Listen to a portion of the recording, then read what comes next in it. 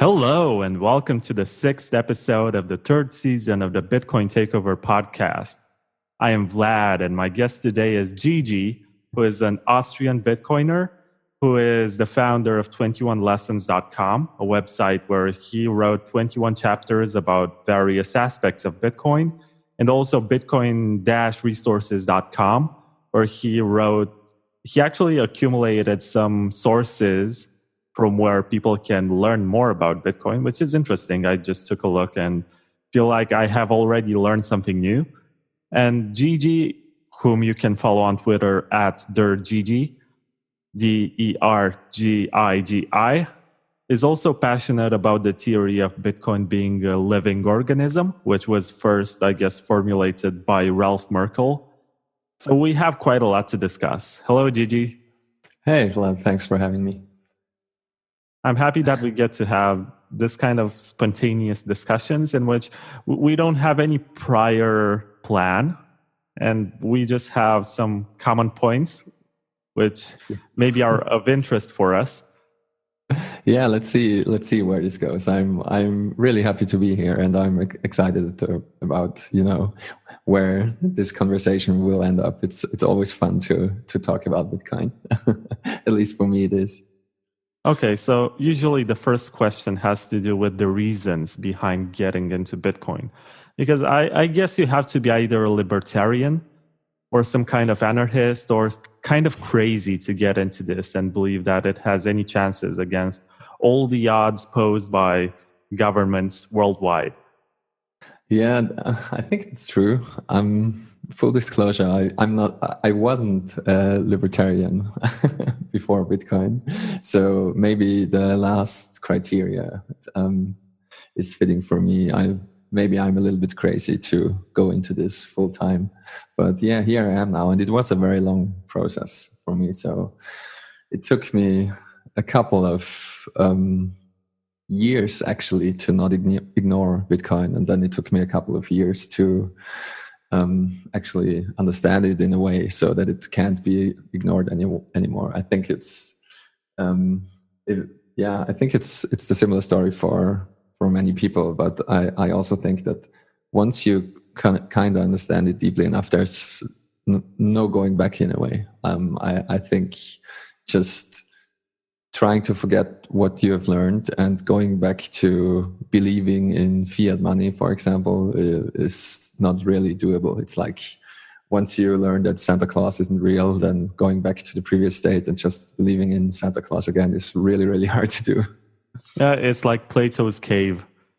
Once you get out and you get back into the cave and talk to the people who are still chained against the wall watching the projections made by the fire, they're not going to believe you. They're going to say, oh, you're just crazy, or you just went outside and probably saw what we have seen here, and you have gone insane because of the sunlight, and there has to be some kind of explanation why you came up with such crazy ideas.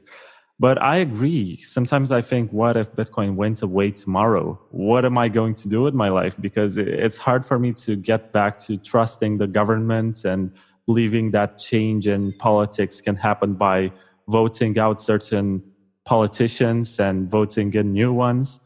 I mean, I have come to realize that it's all part of the system. It doesn't matter if they're right-wing, left-wing, centrists.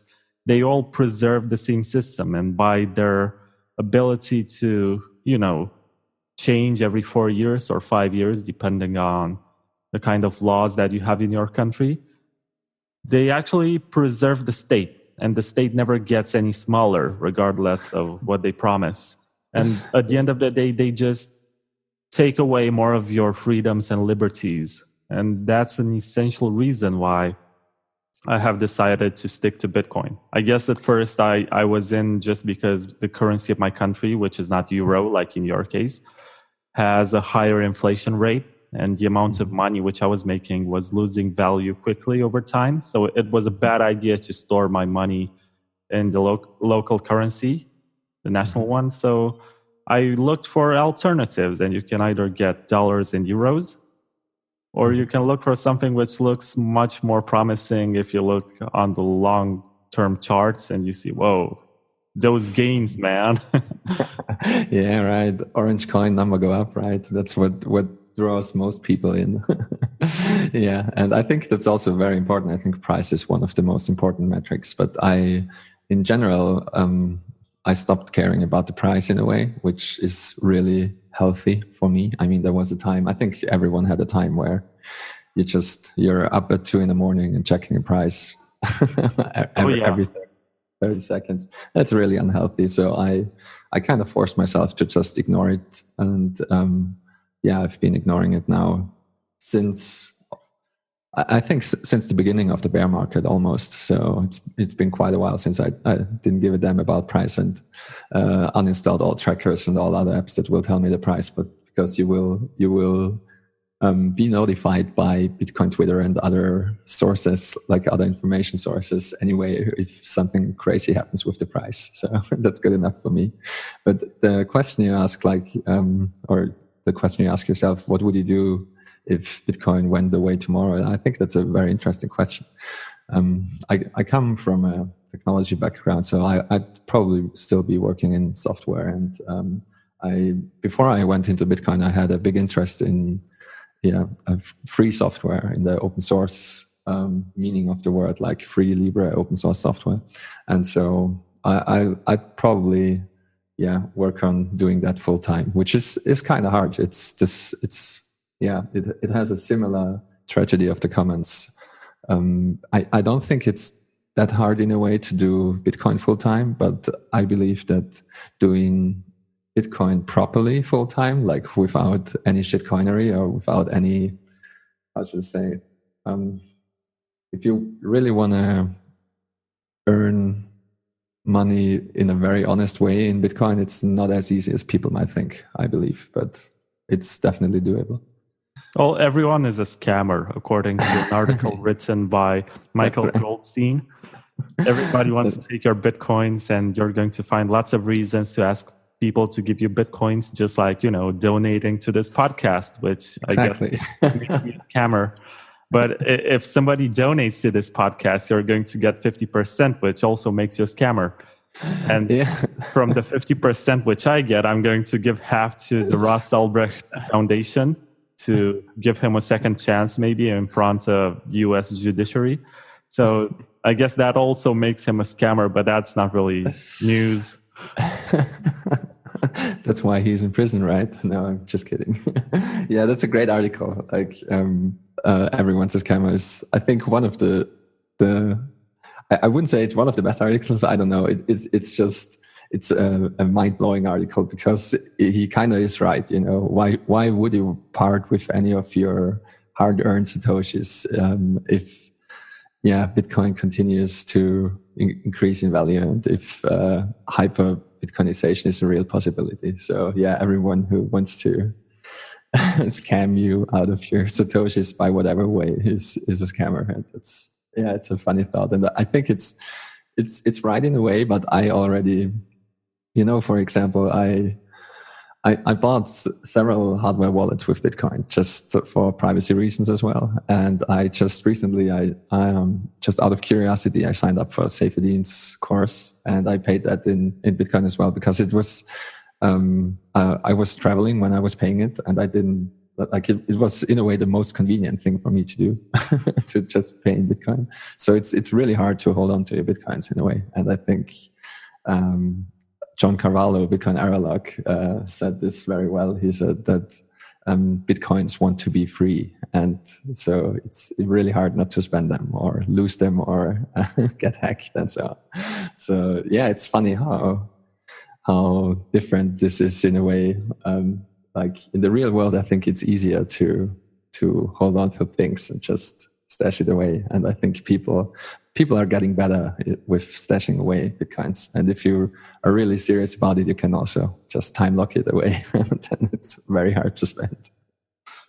Right.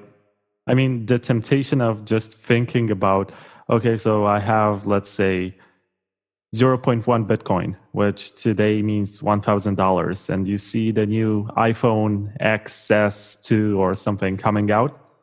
And you're going to say, oh my God, it has so many interesting features, and I'm going to be such a cool kid when people see me taking calls on that cool iPhone. And I can also use an emoji. Do you know what an emoji is? Yeah.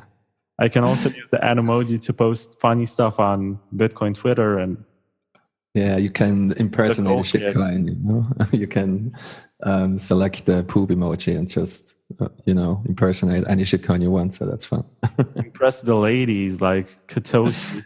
Yeah, exactly. You know Katoshi or Katoshi? I'm not sure what you call her. No, I don't know. I don't follow too many of the crypto ladies. I know there are some out there. I guess she's one of those. Yeah, she's one of the smarter ones, as opposed to. I'm not going to tell any names. I don't want to make anyone feel offended. But there's that lady. I think it's Altcoin Whisperer, who just draws stuff by hand and says why XRP is going to $10,000. Great. Yeah. I'm not sure if you saw her videos, but no, I did.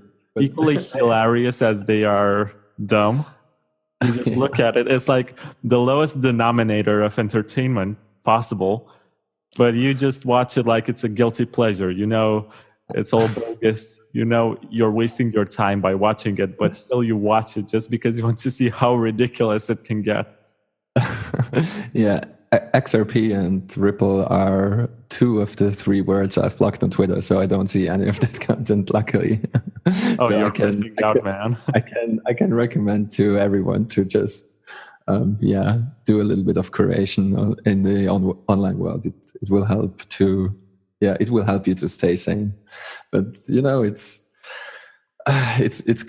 what you said also with the iPhone. I think that's one of the main positive benefits that Bitcoin has generally, and it also had on me, that people are getting serious again about saving. So, Seyfedin talks a lot about the concept of time preference and how sound money will lower your time preference. So you will save more and save into the future and think about future generations as well, like think about the kids and think about the grandkids and so on.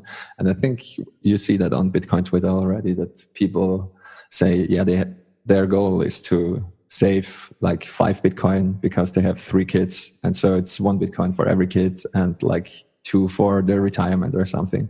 And it's really interesting to see that. And I think the biggest hurdle to adoption still is that Bitcoin is so extremely different. Like, since it's completely digital and it lives in the digital realm. It's just very, very different than any physical thing we had before. Like, people got really good with just taking care of their jewelry and of their gold coins or what have you, and also of just your wallet, the not your Bitcoin wallet, the normal, regular fiat shitcoin wallet that you have in your pocket.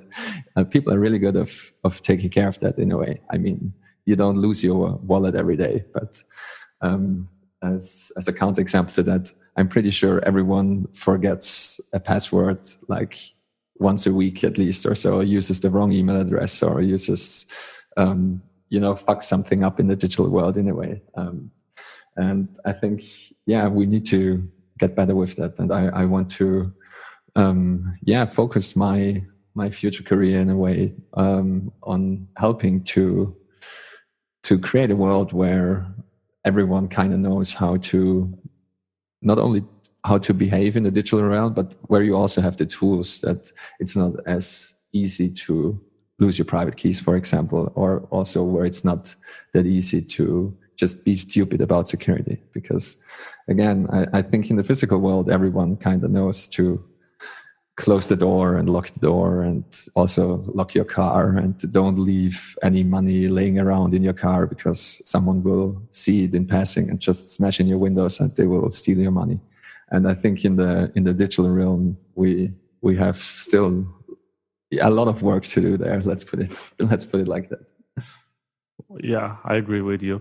But you are Austrian, right? So have you heard about the Austrian School of Economy before getting into Bitcoin? I haven't actually. So I'm now I'm Austrian both by birth and now in spirit as well.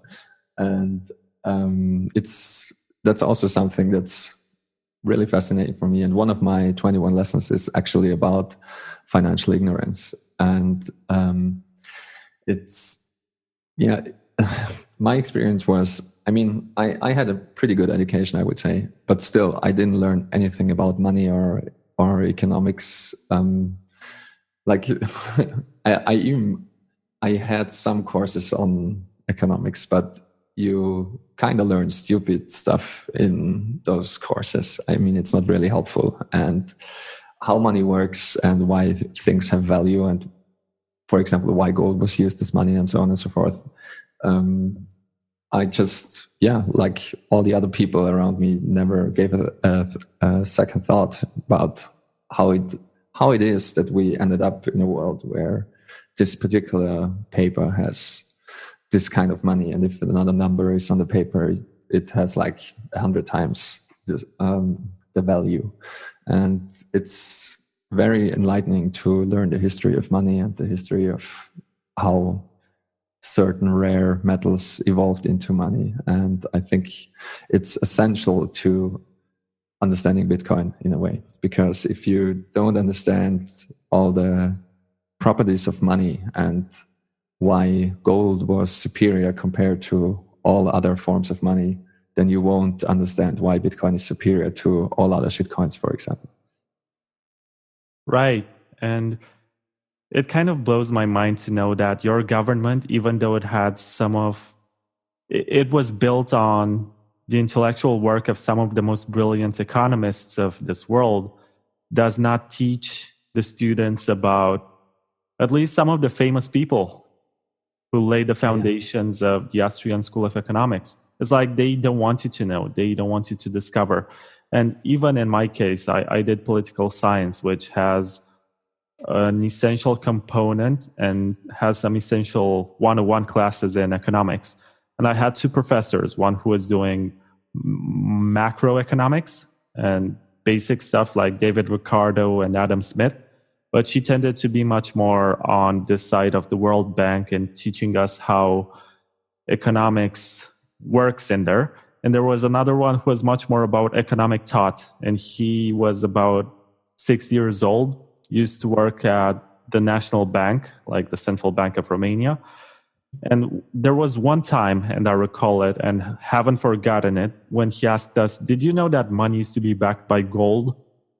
And the dollars that people were having until not so long ago were actually, or could be exchanged at any time for a fixed amount of gold. And I guess I was 21 or 22 at the time. I was in my third year, was about to graduate. And up until that point, I never knew about that and never had the kind of thought which made me ask, why does this piece of paper have any kind of value? And why does the coin, which costs much more to produce and is made of metal, why is that worthless? And it's not even worth picking up from the ground when you see it. Yeah, I think most people don't know those things. I mean, you need to have studied something that relates to that. And even if you studied economics, most people don't know this because, it's just money in general is just completely unquestioned. And people behave like it always existed and it always was that way. And for example, on Brady on the Citizen Bitcoin podcast, if I'm not mistaken, he always says that everyone is a default Keynesian. And I think that's profoundly true. Like everyone behaves as if the current world we're living in is the way it always has been and the way it always will be. That just there is some very mighty figure, almost like a king-like, the government prints the money and it says that's the reason why it has value, and that is the reason why it has value. It's just by fiat. Like I say, it is like that, so it is like that. And that is a very, very novel development, and I think it can't work for very long. I mean, a lot of gold bugs say that the fiat money is bound to collapse, and they say that since a couple of decades already. So it seems like the governments are able to keep up the charade for way longer than people have thought, And now Bitcoiners say that everything has to go to shit very soon. And I'm not sure if that's true, but because it seems like governments are really good at keeping up the charade of fiat money. But anyway, I think that Bitcoin will succeed very, very quickly in a way. I'm way more optimistic than most people on Bitcoin Twitter. I'm more aligned with the likes of Bitcoin Tina and the hyper bullish crowd, because I already lived through two exponential revolutions in a way, depending on how you want to look at it. But I lived through the rise of the internet, and I lived through the rise of mobile computing, and both were way, way, way quicker than I ever thought. And I always, I was always interested in stuff, and in a way, I studied exponential technologies, and Bitcoin is an exponential technology built upon exponential technologies, and that's why I think it will happen very, very quickly. I mean, it can happen very, very quickly. I think everyone knows that, but I'm kind of convinced that it will happen in the next 9 years. So, Bitcoin is a little bit more than 10 years old now, like 10 and a half years. And I think the next 9 years will be just extremely crazy. And it doesn't need the collapse of fiat money to succeed, because the collapse of weak fiat currency will happen on its own, just like with the internet revolution. I see the internet in a way as a system that just eats up information. And the parallel to that is that I see Bitcoin as a digital organism, like a system that eats up value. And we have seen what happens if the internet starts to eat up the kind of information your business relies on. Like we saw it with the record label industry, we saw it with movies, we saw it with publishing and newspapers, and we saw it with books, and we saw it with brick and mortar stores. I mean, as soon as Amazon went into selling goods online, I don't even want to know how high the percentage of small shops is that had to close because of that. And I think the same will happen in the world of value with Bitcoin. And I think, we don't need any catastrophic events, or I don't think we need another economic crisis necessarily for Bitcoin to succeed. I think it will accelerate it, and I think it will happen anyway. Like we will have a next 2008 financial crisis. But I don't. I'm way more optimistic than some people. Like I don't think we need a doomsday economic collapse scenario for Bitcoin to succeed. I think that kind of doomsday would be useful, but at the same time, millions of people would get stuck in this state in which they have no idea what's going on, and they have no idea how to buy Bitcoin anyway, except for get on some kind of exchange, which is the wrong way of approaching it. So I think that the adoption process is going to be much slower in the case of Bitcoin, just because we need to educate people. And that's why we need longer bear markets after the bull market happens, so that people who bought at the top have enough time to educate themselves about how this works and start running their own node, as the technologies which you have mentioned, like the internet and mobile technology, can afford to have a greater degree of centralization with companies which offer services, and users can remain ignorant of everything taking place behind the curtain. They don't care about the code. They don't care about audits. They don't care whether or not it's open source. But in the case of Bitcoin, which is open source software, you want as many people as possible to run their own nodes. Otherwise, it's going to rely too much on big business in order to operate. And that's the kind of vision which I guess the signers or the signers of the New York Agreement back in 2017 had. And their idea of Bitcoin adoption was all about making companies accept Bitcoin payments with a third party like BitPay. And they would brag about how much adoption they have spread, when in reality, no business was actually taking Bitcoins. They would have an automatic process to convert to fiat. We need to make people understand why Bitcoin has value, as opposed to just always comparing to the price in dollars. And allowing people to remain ignorant and use SPV wallets and light wallets on their phones. And there's nothing wrong with them as long as you connect them to a full node. Yeah, I mean that's a good point in a way.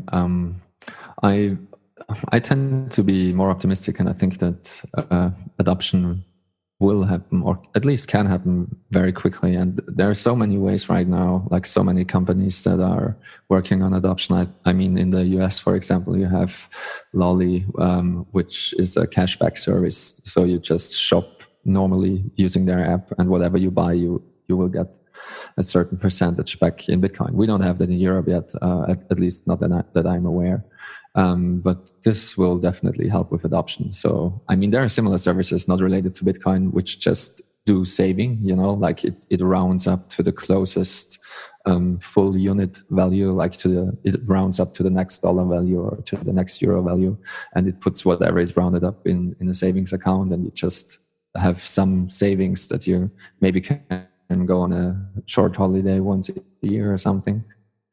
And I think similar services for Bitcoin are very, very important, and I think they will spring up all over the place. In Australia, there is Amber by Alex Wetsky that does this as well.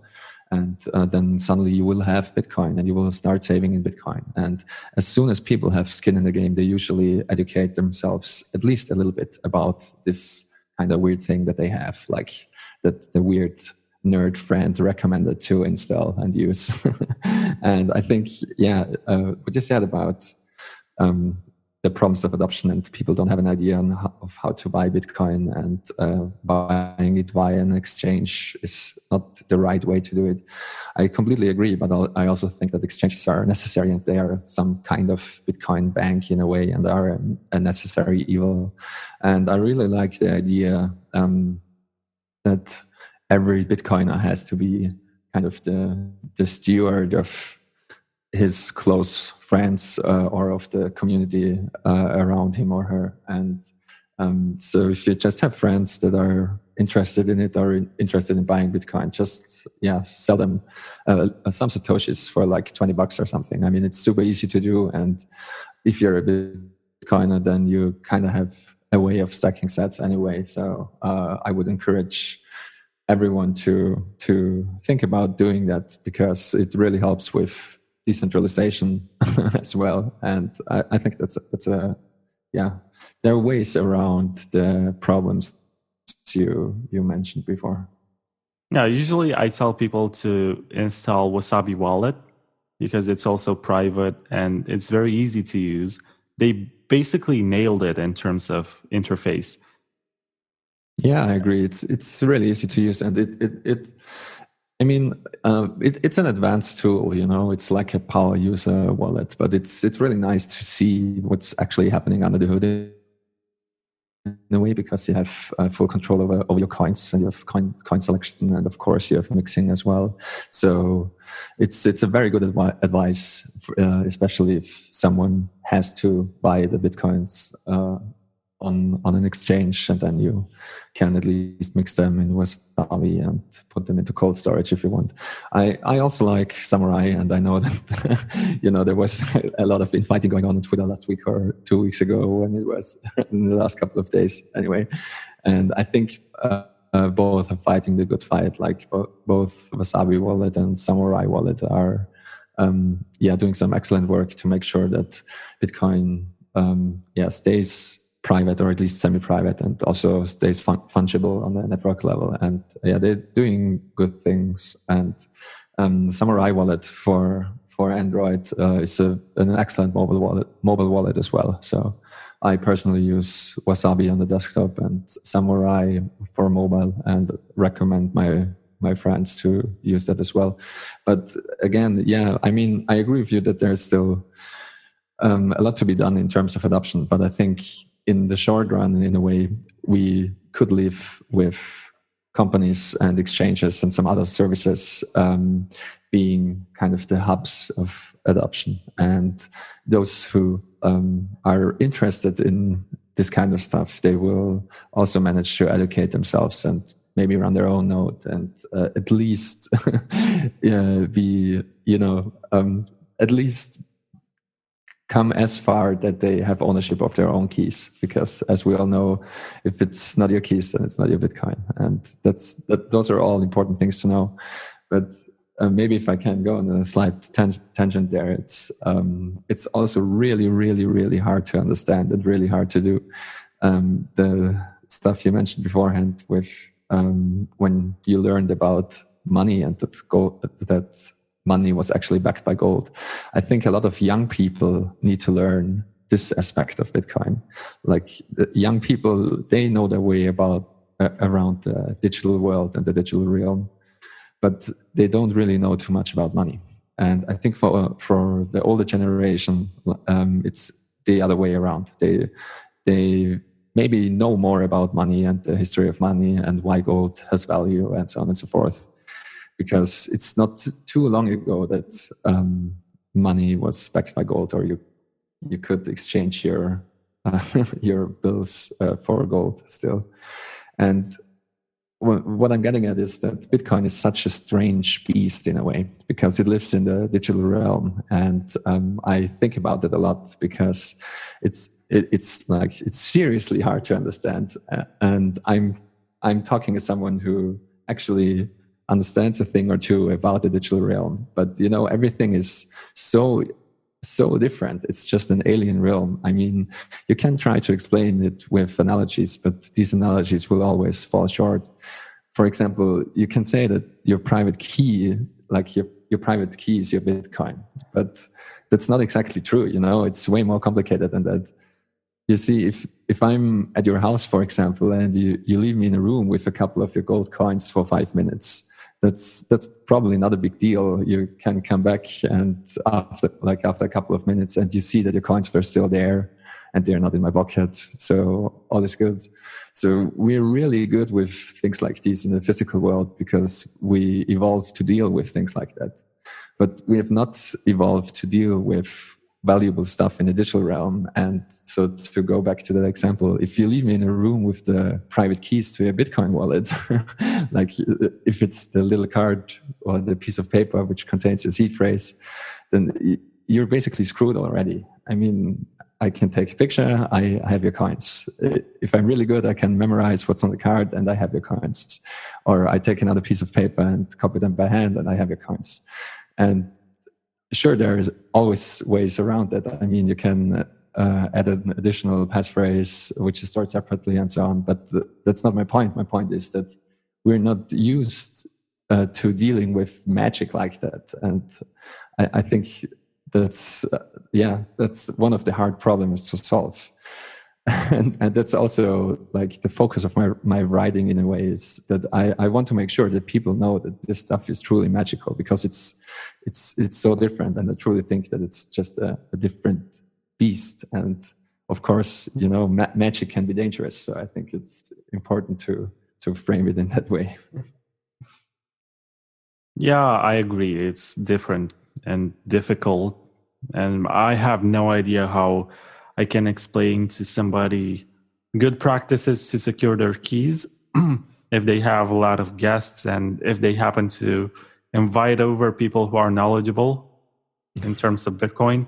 And this is a big issue also with Bitcoin meetups, because you make friends with people who are into it and have common interests, but you don't want to invite them over to your house because obviously they can find out creative ways of looking for your private key while you are just going to the bathroom or fixing a drink in the kitchen or something.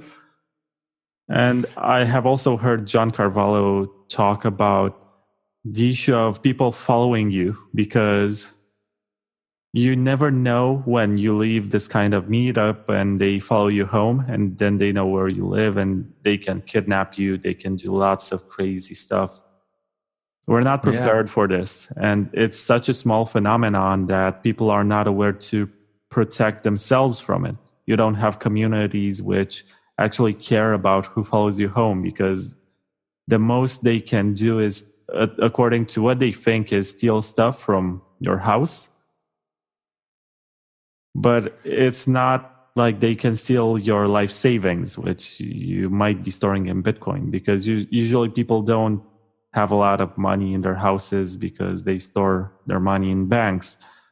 In the case of exchanges, which are bona fide banks for cryptocurrencies, and in our specific case, Bitcoin, it can be a bad idea to store them for multiple reasons, as I don't think you have any kind of backing by the government. And I think at some point I heard that Coinbase is backed to a certain limit, like $1,000 per account. If it happens that Coinbase gets hacked, and you're going to get a reimbursement.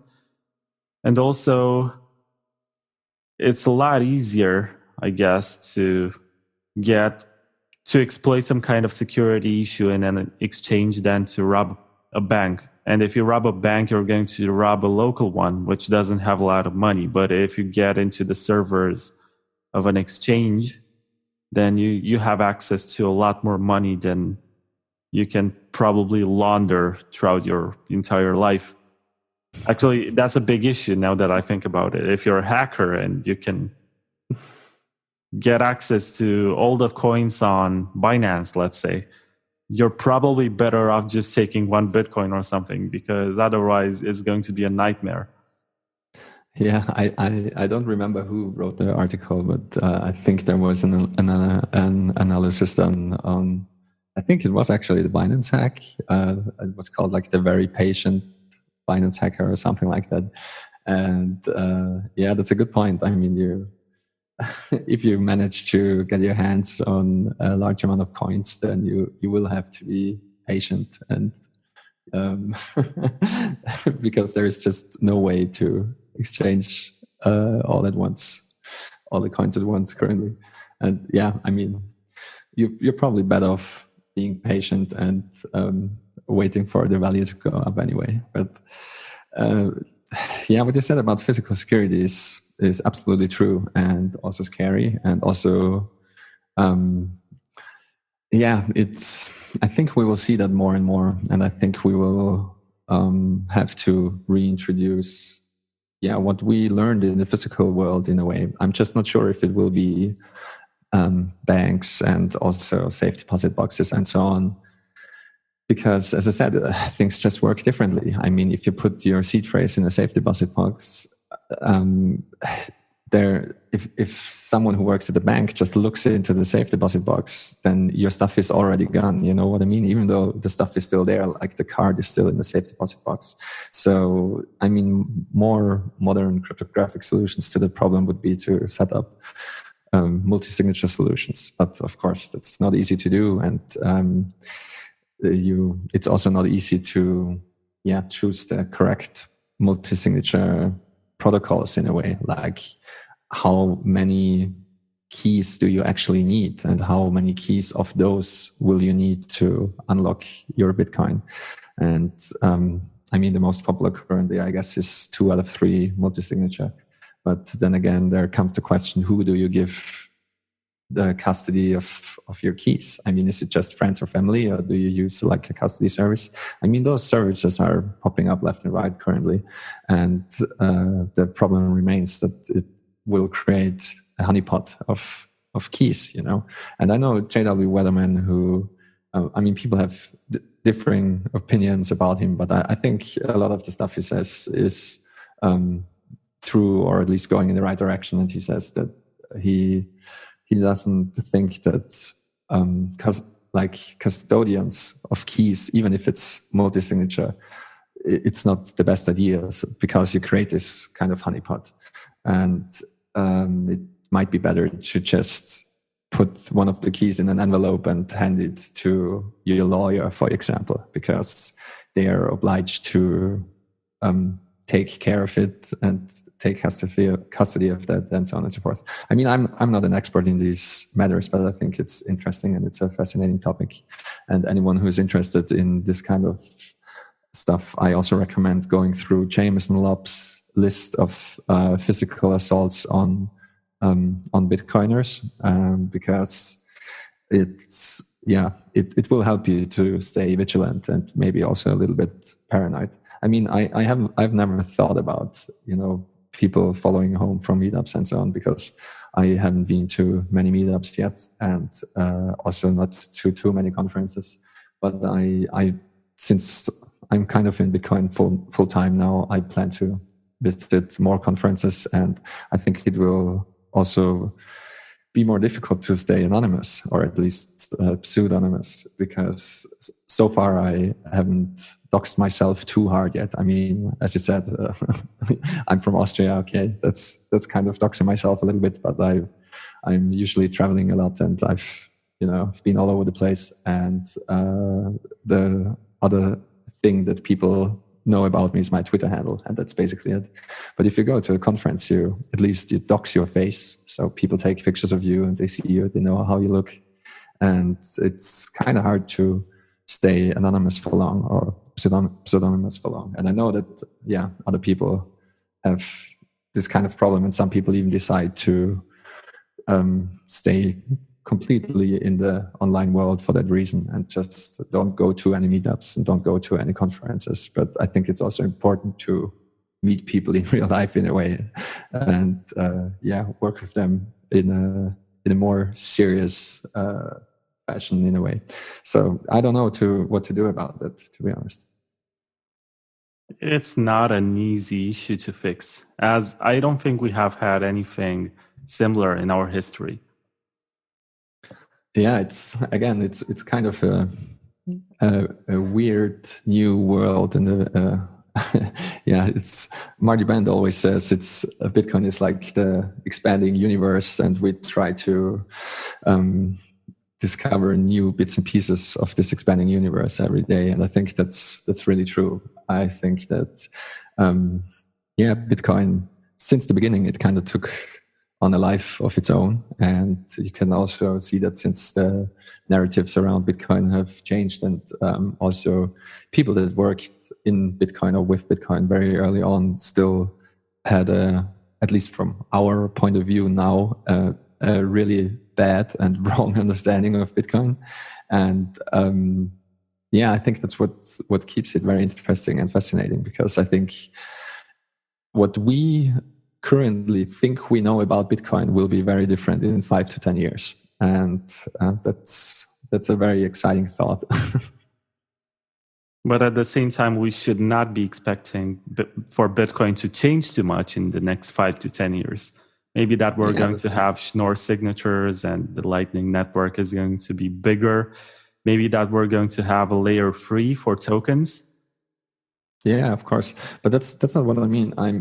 Because Bitcoin hasn't changed technically too much, and still the narrative's shifted quite a bit. And for example, the easiest example to go to is that even Andreas Antonopoulos talked about. It's instant and it's free, like transactions are instant and free. And that's simply not true. It was just that Bitcoin hasn't accrued too much value at this point in time for fees, transaction fees having a meaningful value. And people are saying the same thing now about the Lightning Network, for example. And I think people should be really cautious about that, because even though the transaction fees are in the Satoshi or milli-Satoshi area, it has happened before and it might happen again. And currently fees are very low on the base chain as well. But if something approximating hyper-Bitcoinization truly does happen, then people will cry like a lot of tears for every transaction they made, because they paid transaction fees and it might have been an unnecessary transaction, and so on and so forth. So I think even if Bitcoin doesn't change on a technical level, like if we stay on the same Git commit for the next 10 years, and the only thing that changes is that 2 billion people are using it, and things will be very different, and the narratives will be very different. You know what I mean? Yeah, that makes a lot of sense. And I really like the metaphor of thinking about the Bitcoin base chain as like container ships in a way. And I think we will see that more and more, that a lot of stuff will happen on Lightning Network and other layers. And everything kind of consolidates back to the base chain. I mean, that's also the general idea, but I think that as time progresses and Bitcoin eats up more and more value, and more people and more companies and maybe even nation states will start to use it, that block space on the base chain will become so extremely scarce that first of all, transaction fees will rise by a lot. So I'm not concerned about Bitcoin security by any stretch of the imagination, because I think moving stuff on the main chain will be just very, very expensive. And also I think that the space on the blockchain will be used extremely efficiently. Like we will do an insane amount of batching. We will do all kind of crazy things with Taproot and Schnorr and everything that's to come. And I think we will, see the narrative shift again in a way, and Bitcoin will truly become a global settlement layer for something that we nowadays call banks, but it will probably be different entities. So that's how I think about it currently, at least. I'm sure I'll think about it differently in a year from now, but that's where I'm at right now. That's the beauty of it, because if I read something which I wrote maybe a year ago or a couple of years ago about Bitcoin, then I'm going to think that it's rather juvenile and underdeveloped in terms of the complexities that you have to deal with. And I guess that next year I'm going to read again my articles, which I currently work on, and I'm going to be disappointed and say, okay, so was I really this naive? But that's good. That's a good thing to happen, because it means that you're learning and that you're growing. And in the software world, for example, there is also the same principle. And people say that if you look at your old code and you're not ashamed, then you're doing something wrong, because you learn something new like every day, and your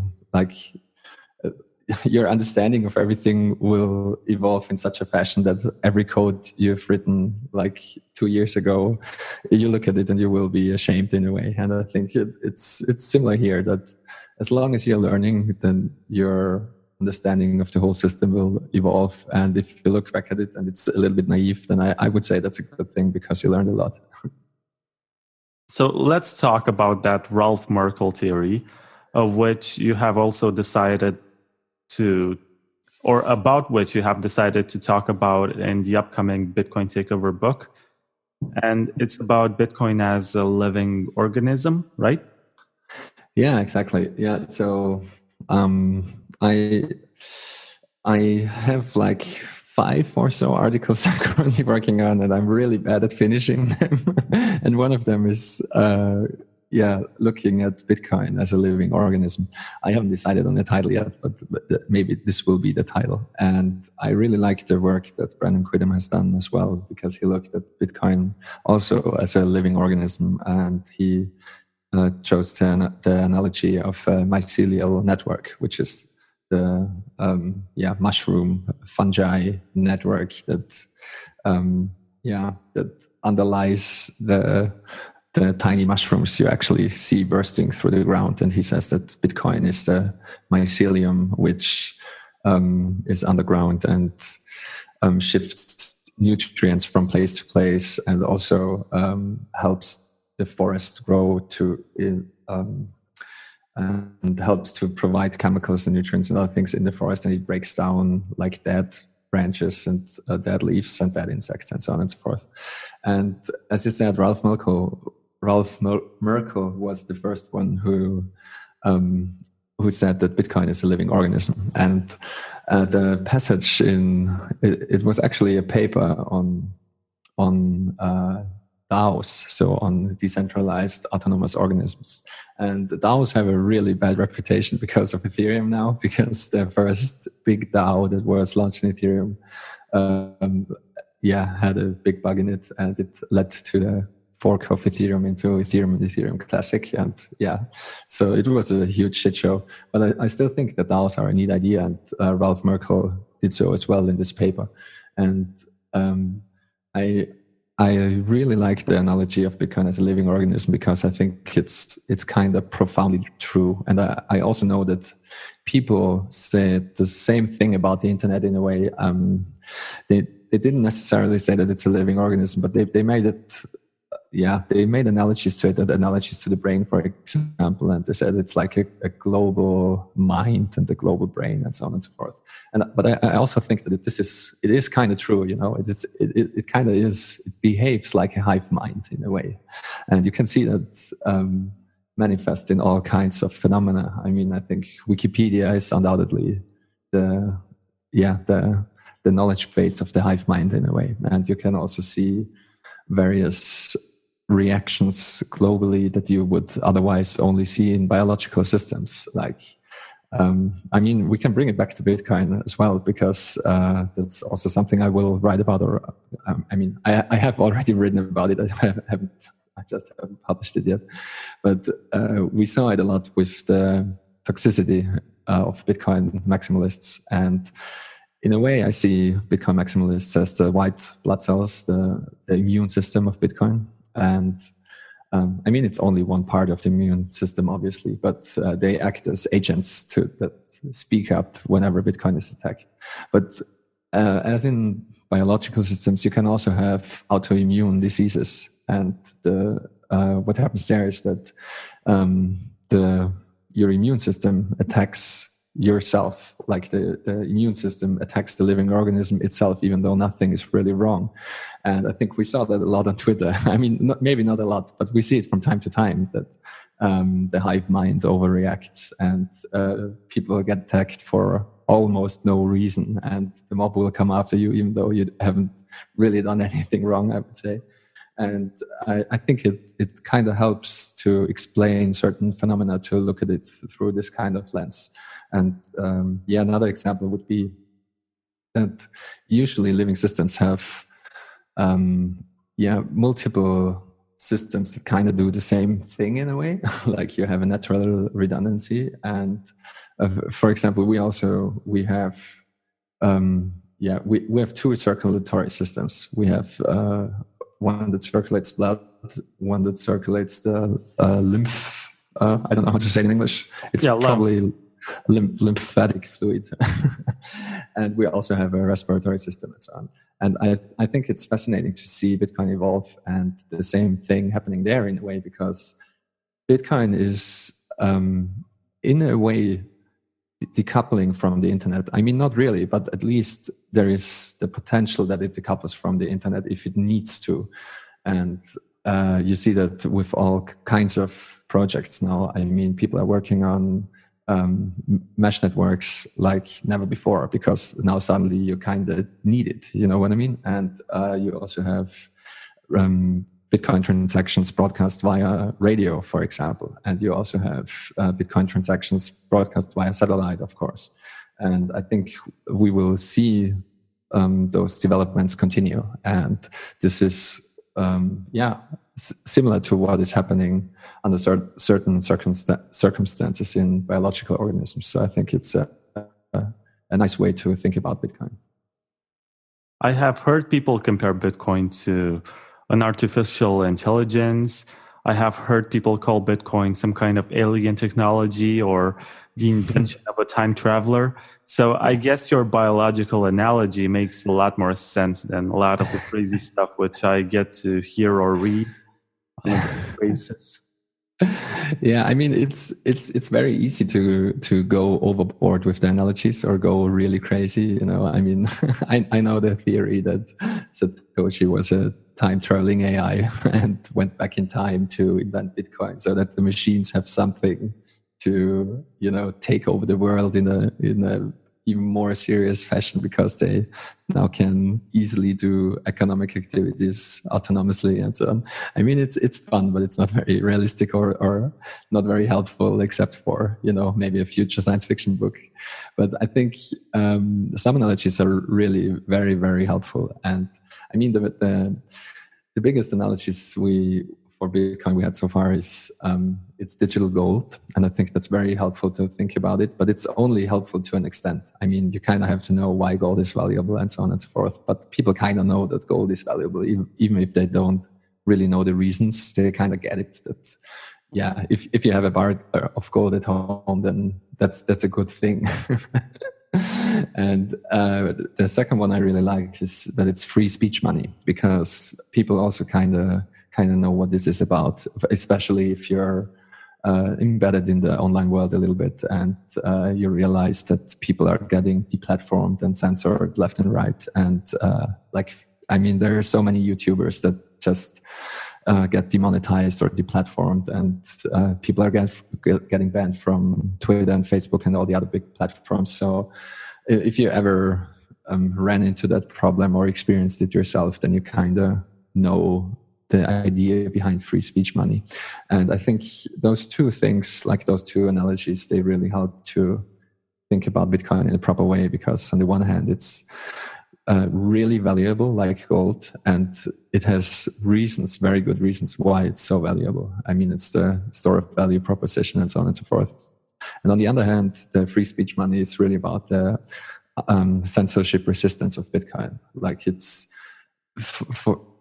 it's virtually uncensorable the way it's set up, and this is by design. And understanding that, I mean, it's a very nice entry point down the rabbit hole, because understanding why Bitcoin is censorship resistant, it leads you to understanding almost all of Bitcoin, like almost everything apart from the value proposition of absolute scarcity and the stock to flow ratio, which is important for that. But in terms of decentralization and in terms of how the system is set up so that it operates without any central point of failure, free speech money is a really good analogy. And I think, to loop it back to the organism thing, I think if you look at Bitcoin as a decentralized organism, like Brendan Quinn called it, if you look at it as a living organism in a way like life itself, which is very decentralized, I think that's a very useful analogy, because take ants, for example. No, not one entity in the world controls ants. And I think, thinking about it in that way is really helpful, because it doesn't matter if the US or China bans ants, they will be there. They will be in their country and they will do their thing. And in the same way, Bitcoin is really unkillable in a way. And Bitcoin will continue to do its thing, whether you ban it or not. Yeah, one of the arguments which I usually have with a friend of mine who is a gold bug, he likes to say that if all exchanges get shut down, then it's going to be worthless, which means that nobody's going to transact Bitcoin anymore. And I tell him that no, people will keep on doing it and develop a black market, maybe on Tor or something, on some kind of onion website, because there's only so much that governments can censor. And at the same time, there are so many creative ways on the internet, or maybe through mesh radio, ham radio antennas, to broadcast transactions and create alternative markets. And up to this point, exchanges as banks are only convenient for maybe newbies or for people trying to maximize their investments by trading shitcoins to buy more Bitcoins, because, everyone's a scammer. But at some point in the future, I reckon that exchanges will get shut down and the regulations will get harsher as governments realize that the ground is slipping and the quicksand is pulling their fiat money down. People are realizing the potential of Bitcoin, and they do not want to have something which they cannot control. It makes a lot of sense. If I was a central banker, I would talk against Bitcoin all the time. I would be the equivalent of Nouriel Roubini, I guess, because my whole future and my whole career and financial stability relies on the preservation of the system which brought me to this very privileged status. So in terms of incentives, it makes a lot of sense for people to defend what they already have and try to deter others from creating the kind of future which takes away their status and puts them in a situation where they have to start from scratch and prove themselves once again. But then again, it's not true, because if you have a lot of money, then you can also buy a lot of Bitcoin right now and load up on bags just in case. Exactly. Yeah, I was about to say that. Like, what you're saying is true, but I think it's even more complicated. Like, from a game theoretical point of view, it's more complicated, because if you're a really smart government, then you would benefit in adopting Bitcoin as quickly as possible. If you actually realize what this thing is, and if you actually realize that the sand on which you're standing is, turning into quicksand, as you said. And I think we saw the same thing during the time of the prohibition, for example.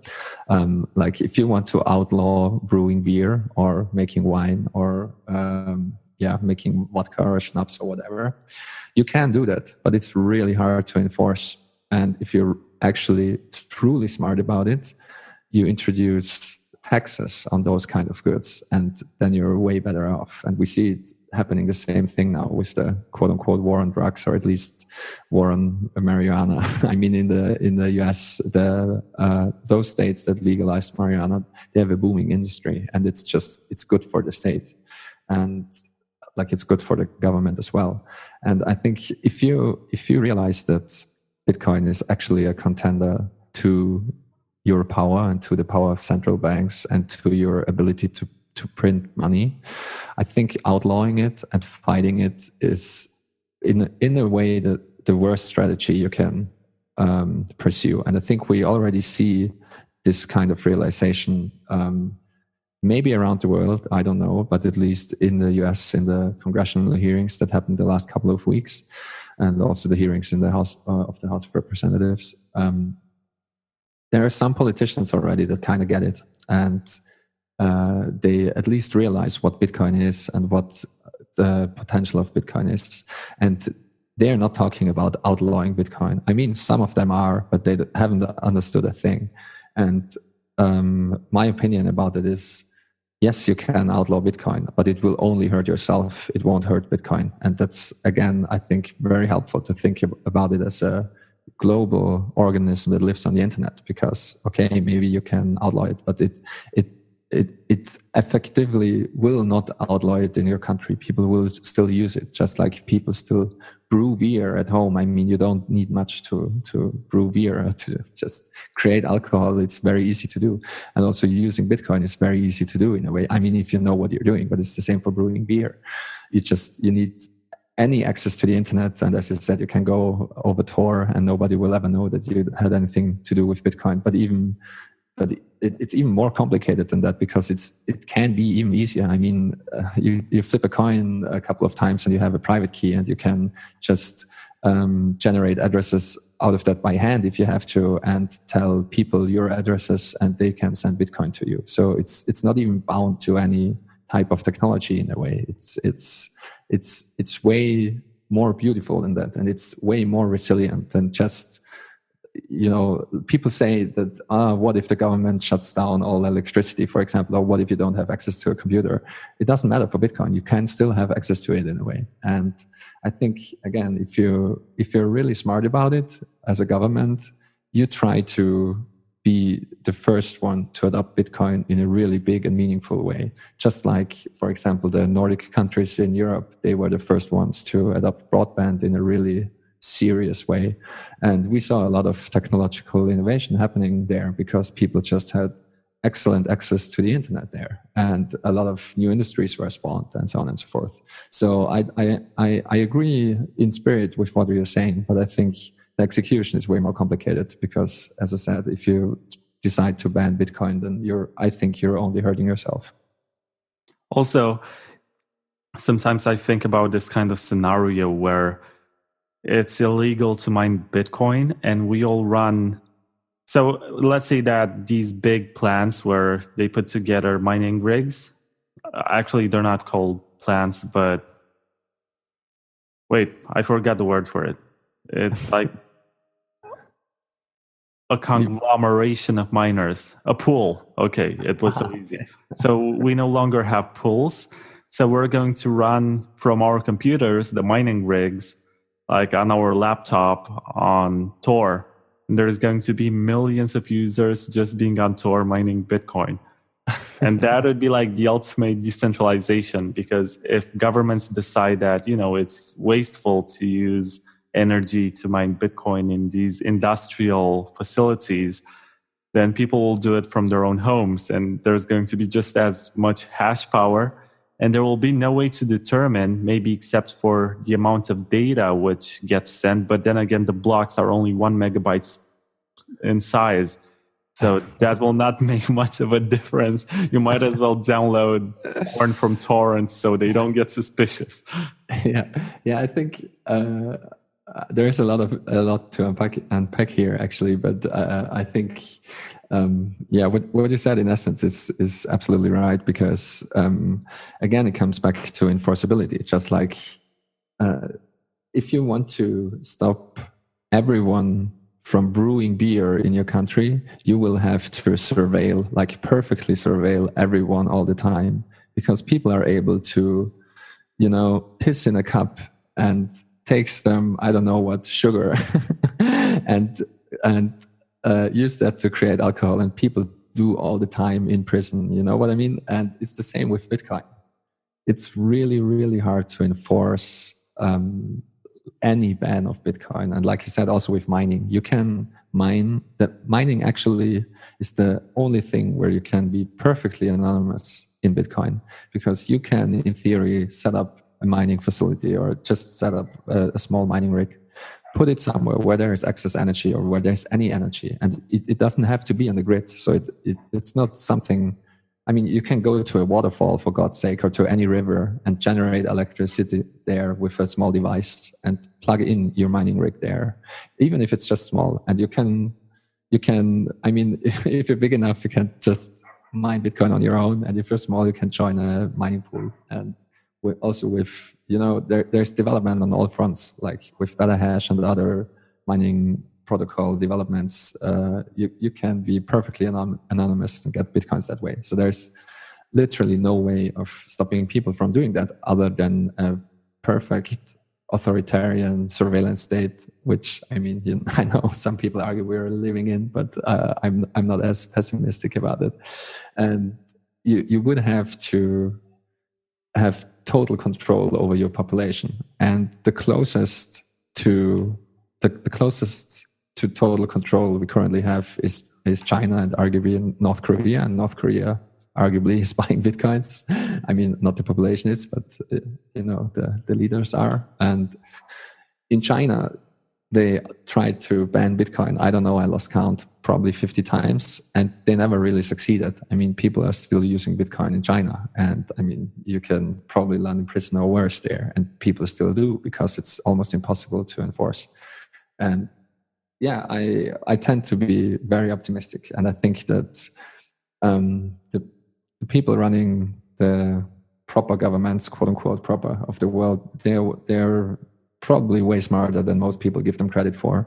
And I think in the European Union and also in the US and also in other developed countries, we will see more and more parties and more politicians push for the adoption of Bitcoin in a meaningful way. Like at least don't do any stupid and unnecessary regulation. And I think we've seen that in the last 10 years that a lot of countries were quite friendly to Bitcoin businesses. And you can already see that those countries that were friendly in a regulatory and also in a friendly in terms of taxation, a lot of businesses were spawned there. And I think we will see continual worldwide competition of governments, as also was outlined in the Sovereign Individual. Maybe I know a lot of Bitcoiners have read that governments will have to compete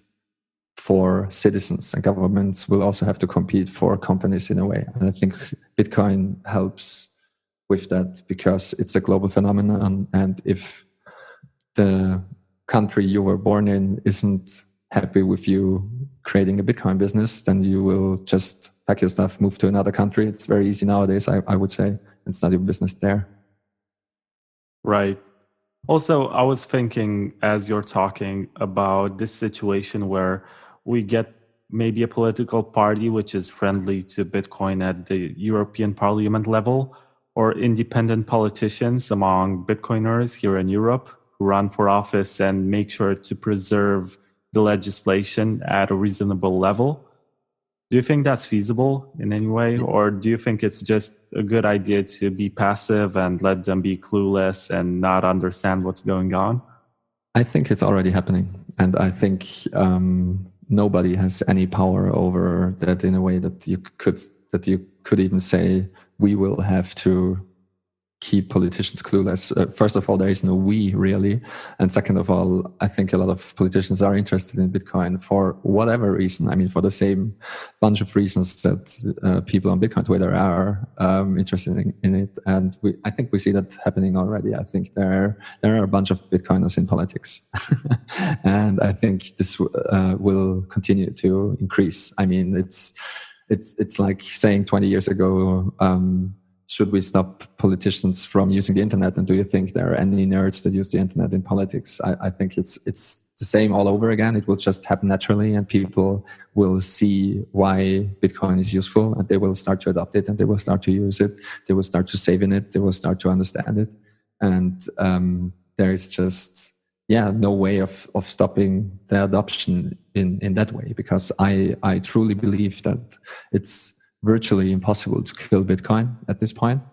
That's I mean, I know that's a bold statement, and I'm not like ultra bullish and optimistic, because I also think that attacks will continue to happen, and I think that I've said this before, I think we're still living in peacetime. I think that big attacks will come, and I also think that government-sponsored or government-motivated attacks will come, and maybe also,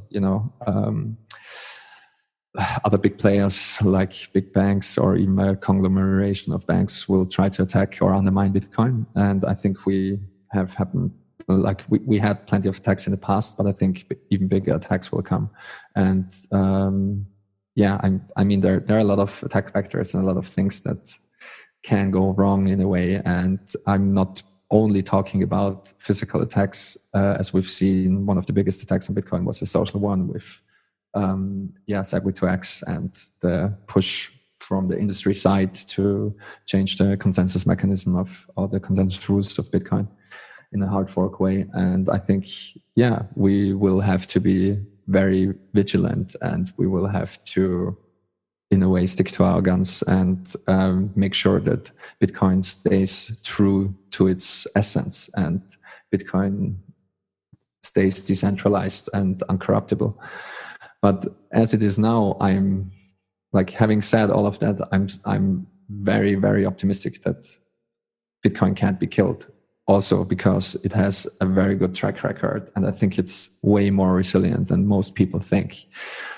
I thought about it a lot, and as I'm saying this, I'm still trying to work out all of my thoughts, and I'm trying to write about that as well. But once you go through the thought exercise of trying to kill Bitcoin, you kind of realize how hard it truly is. And there are also many, many ways how Bitcoin can recover, even if it's a near catastrophic event. Like it's insane how resilient the whole system is. And I mean, that's by design, but still it's very surprising how resilient it is.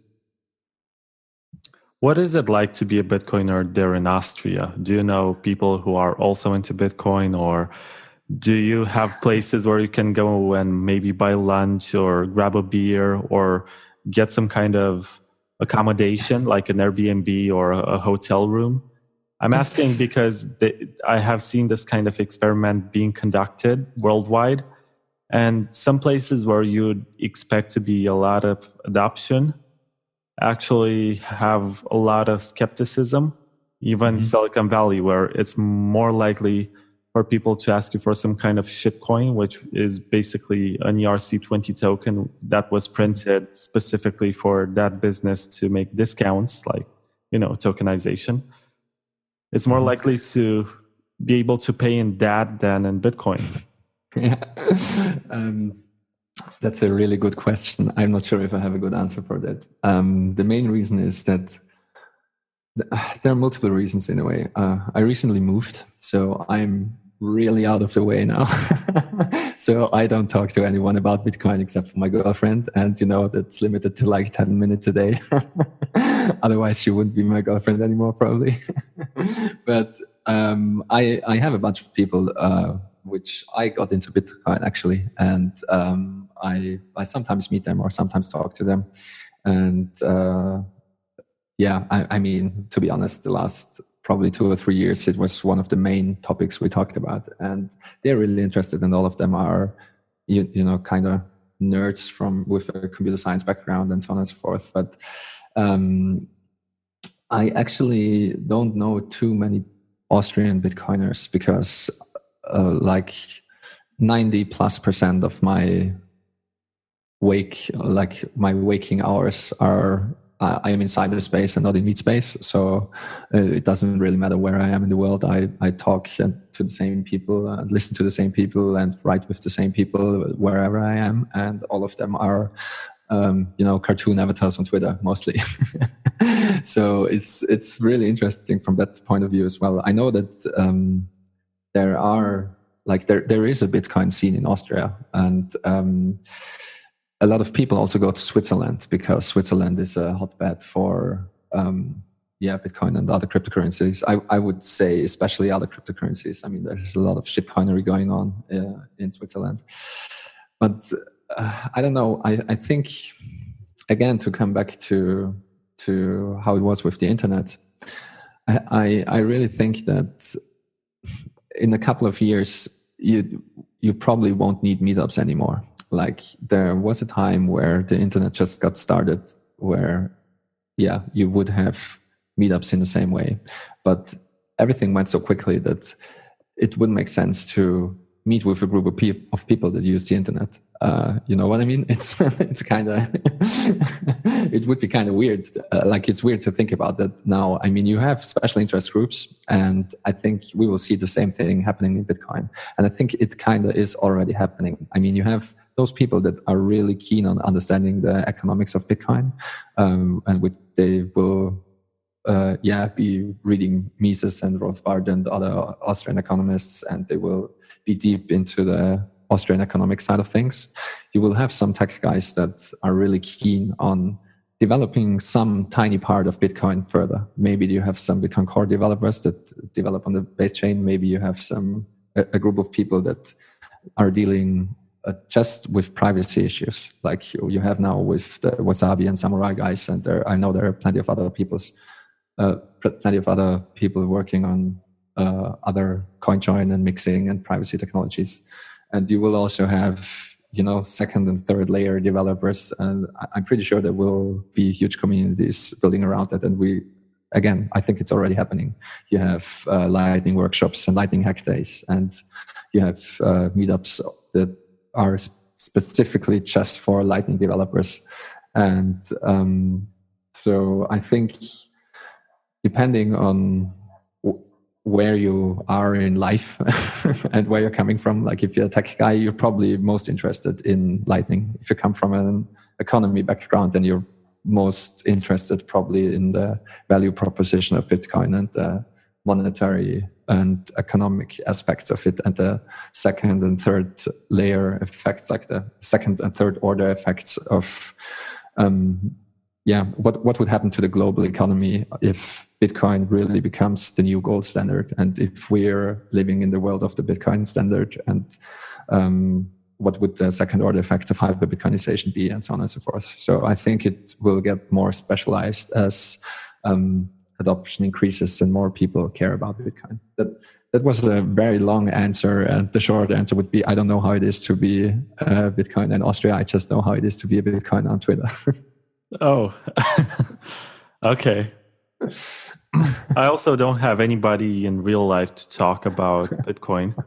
And usually when people talk about their work, I just think of something else, passively sitting there thinking of, okay, if I start talking about my job, then it's going to get difficult and nasty, and they're going to roll their eyes and say, oh, you think you know it all and have it all figured out about money and how the financial system works. So shut up, just enjoy life while you still can, which is a good point, because honestly, you can't just postpone everything in your life under the principle of low time preference and say, I'm not going to spend anything and I'm not going to make friends who don't think like I do, because that's terrible. Yeah, that's terrible indeed. And we should learn from each other. Yeah, definitely. I openly agree that I might be wrong about stuff that I think and stuff that I say, because in the past I have proven, or some people have proven to me, that the strong opinions which I had turned out to be wrong. And I guess until my 25th birthday, I thought there wasn't anything in this world that you could do without a government. Mm-hmm. But I guess there was this huge awakening in 2016 when you had lots of political events which pointed to the opposite direction.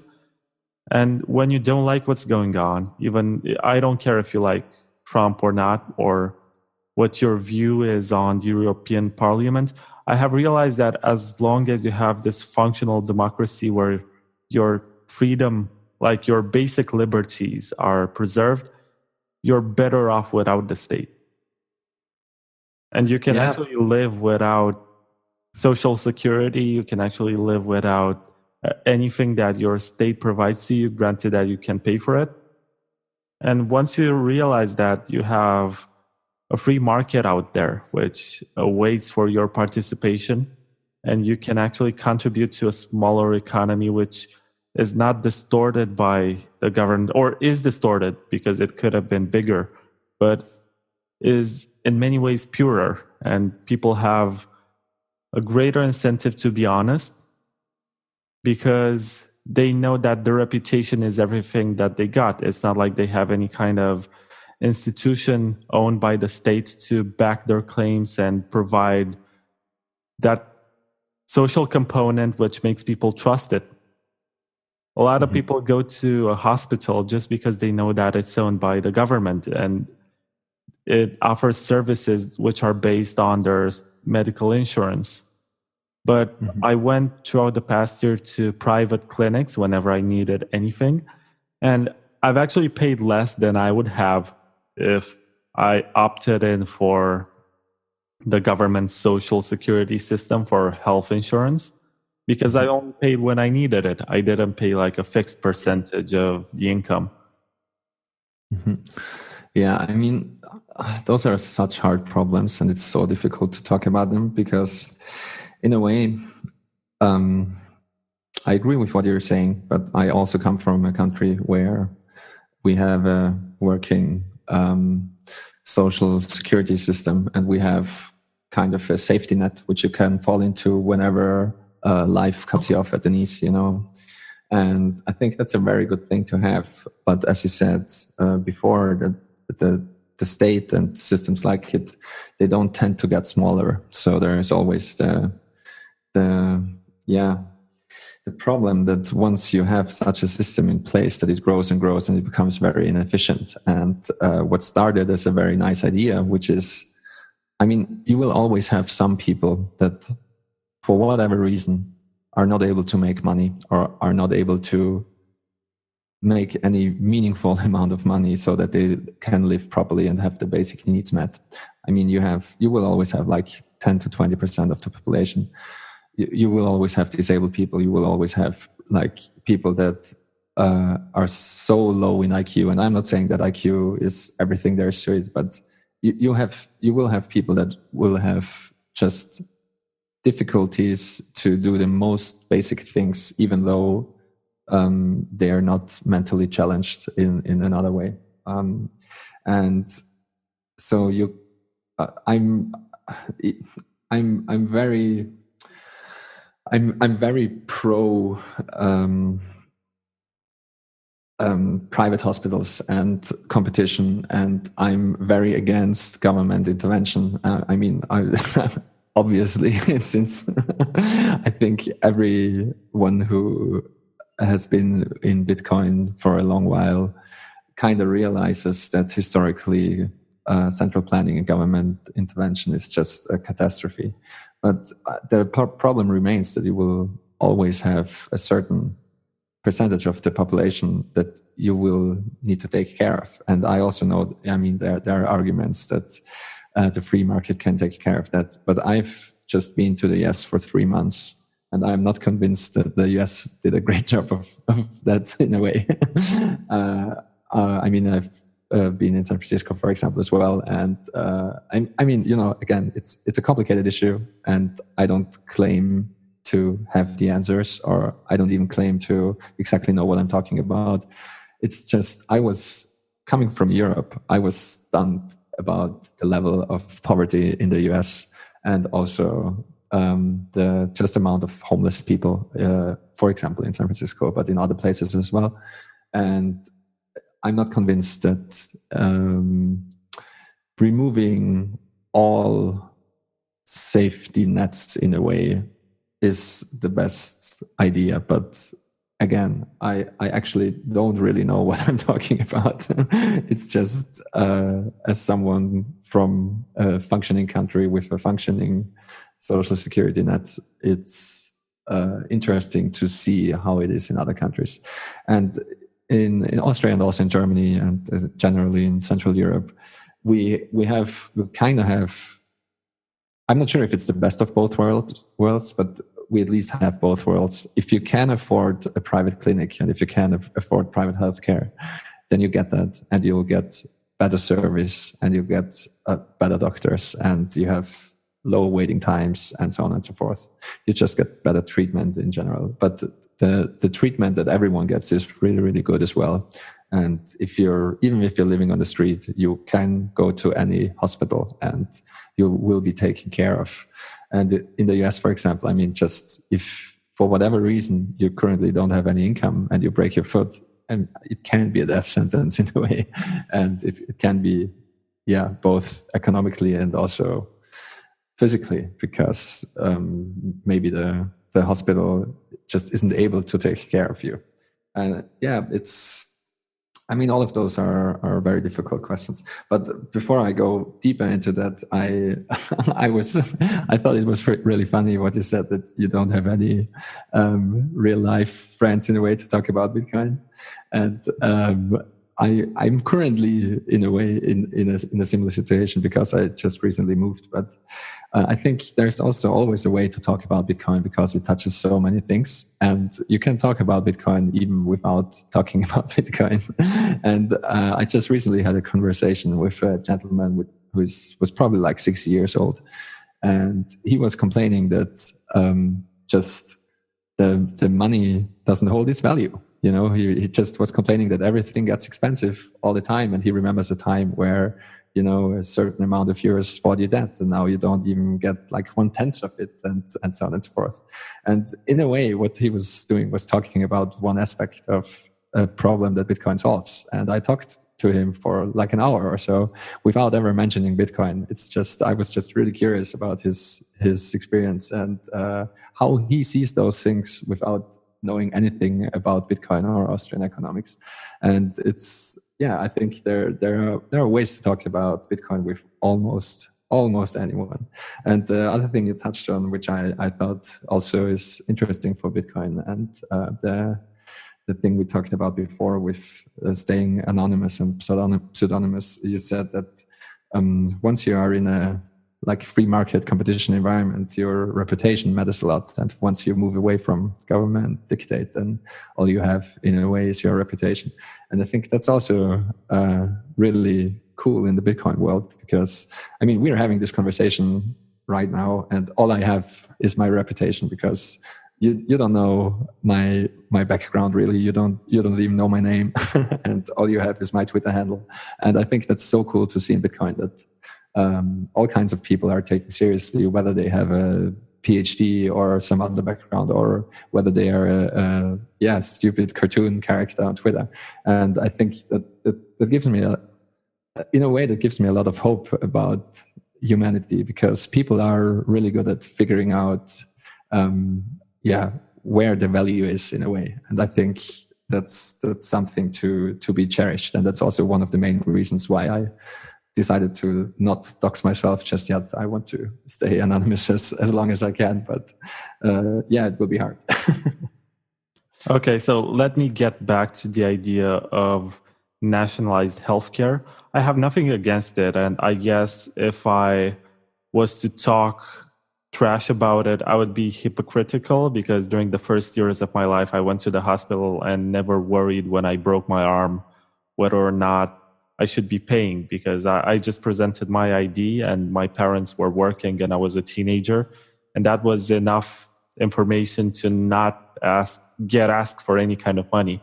But at the same time, when you have this system where everybody pays taxes for some services, you'll also have the money which is collected through taxes spent on stuff that nobody really agrees on, because the state only gets bigger.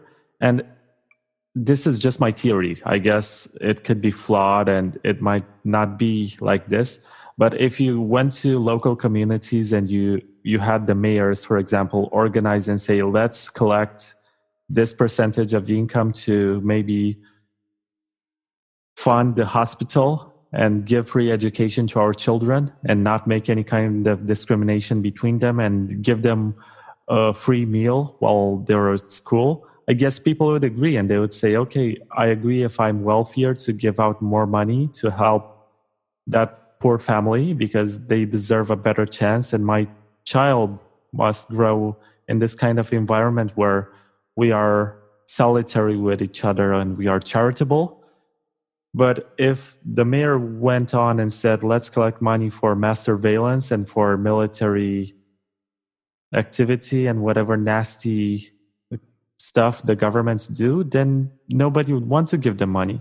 And that's why taxation is in place to fund all the operations on which we don't agree and pay for all the increased politicians' salaries, which we don't like, and pay for their drivers. Here in Romania, they have special pensions, like they get €500 a month if they were drivers of famous politicians, or if they were mayors and stuff like that, which is insane. Why do you have that?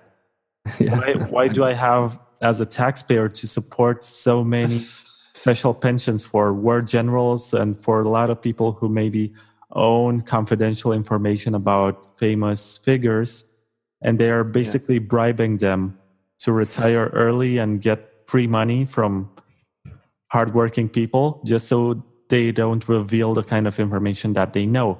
That's something very nasty. And once you get into military research and all kinds of stuff that governments do to surveil us, then you're going to realize that it would be a good idea to reduce the size of the governments just to teach them a lesson.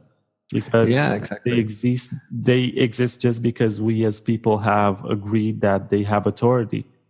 And we vote every 4 years, which means that we legitimize the system and we think that it works and that can bring the kind of change that we want. But how many times does that actually happen? You even have radicals who get voted into office. And I guess, I'm not sure if you know about Hannah Arendt, who is a famous political scientist.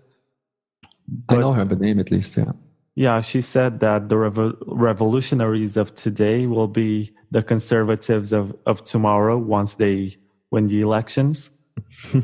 It's always this cycle where you say and do anything to get to power as a politician, but once you get power, you realize that it's not that easy. There's only so much you can do. That's true. I mean, again, there's so much to unpack here. I mean, the statement by Hannah Arendt is profoundly true, I think, but I think it's even true without any politics. I think all revolutionaries, in a way, are young, and the older you get, the more conservative you get. And I think there are good reasons for that, in a way. But that's beside the point. Of course, related to the election cycles, I mean, that's one of the problems in politics, right? That you kind of your time preference is only on a horizon of 4 years. If you're lucky, it's maybe 8 years, but it's a couple of years. It's not like 7 generations. There's the 7 generation principle, which I really like, that every decision you take and in general, the kind of life you live, it should be geared towards creating a world that will take into account the next 7 generations and not just your life. And politicians are on the opposite end of the spectrum. As you said, they only, first of all, they only care about the election. So there will be a lot of lies and then they'll get elected, and then they will care about the length of the term, which is, everything from 2 to 8 years, something like that. It depends. So everything is that is true, but still it remains that those are really, really hard problems. And governance in general is a really hard problem. And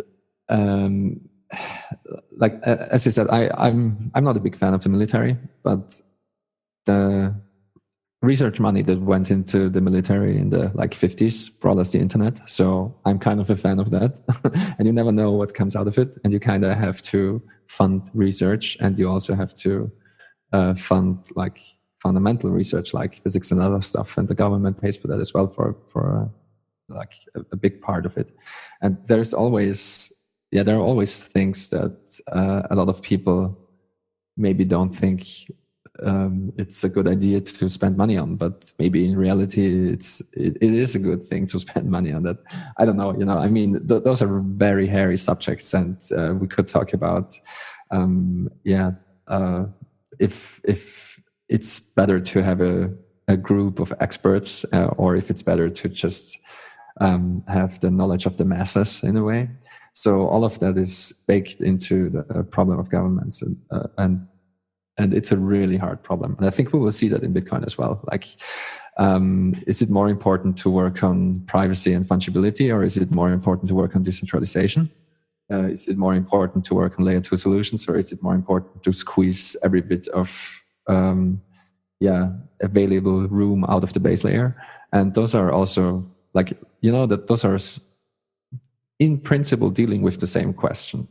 Is it more important to spend money on healthcare, or is it more important to spend money on education? All of it is kind of important, but resources are limited. And, I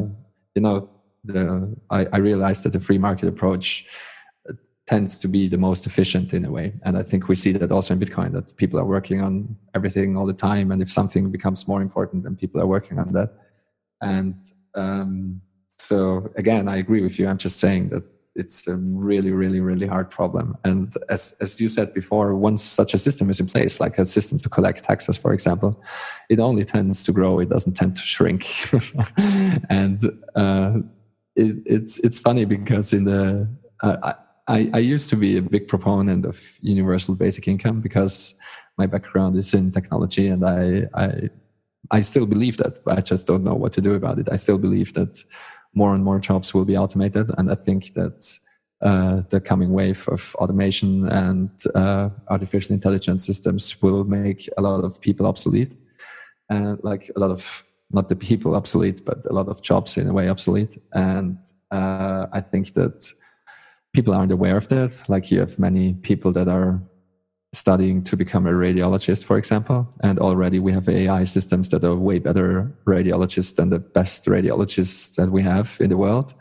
And so starting your career as a radiologist right now, which you will complete your education in 10 years or something, it's a really stupid idea, because you will probably be done with your education and out of a job.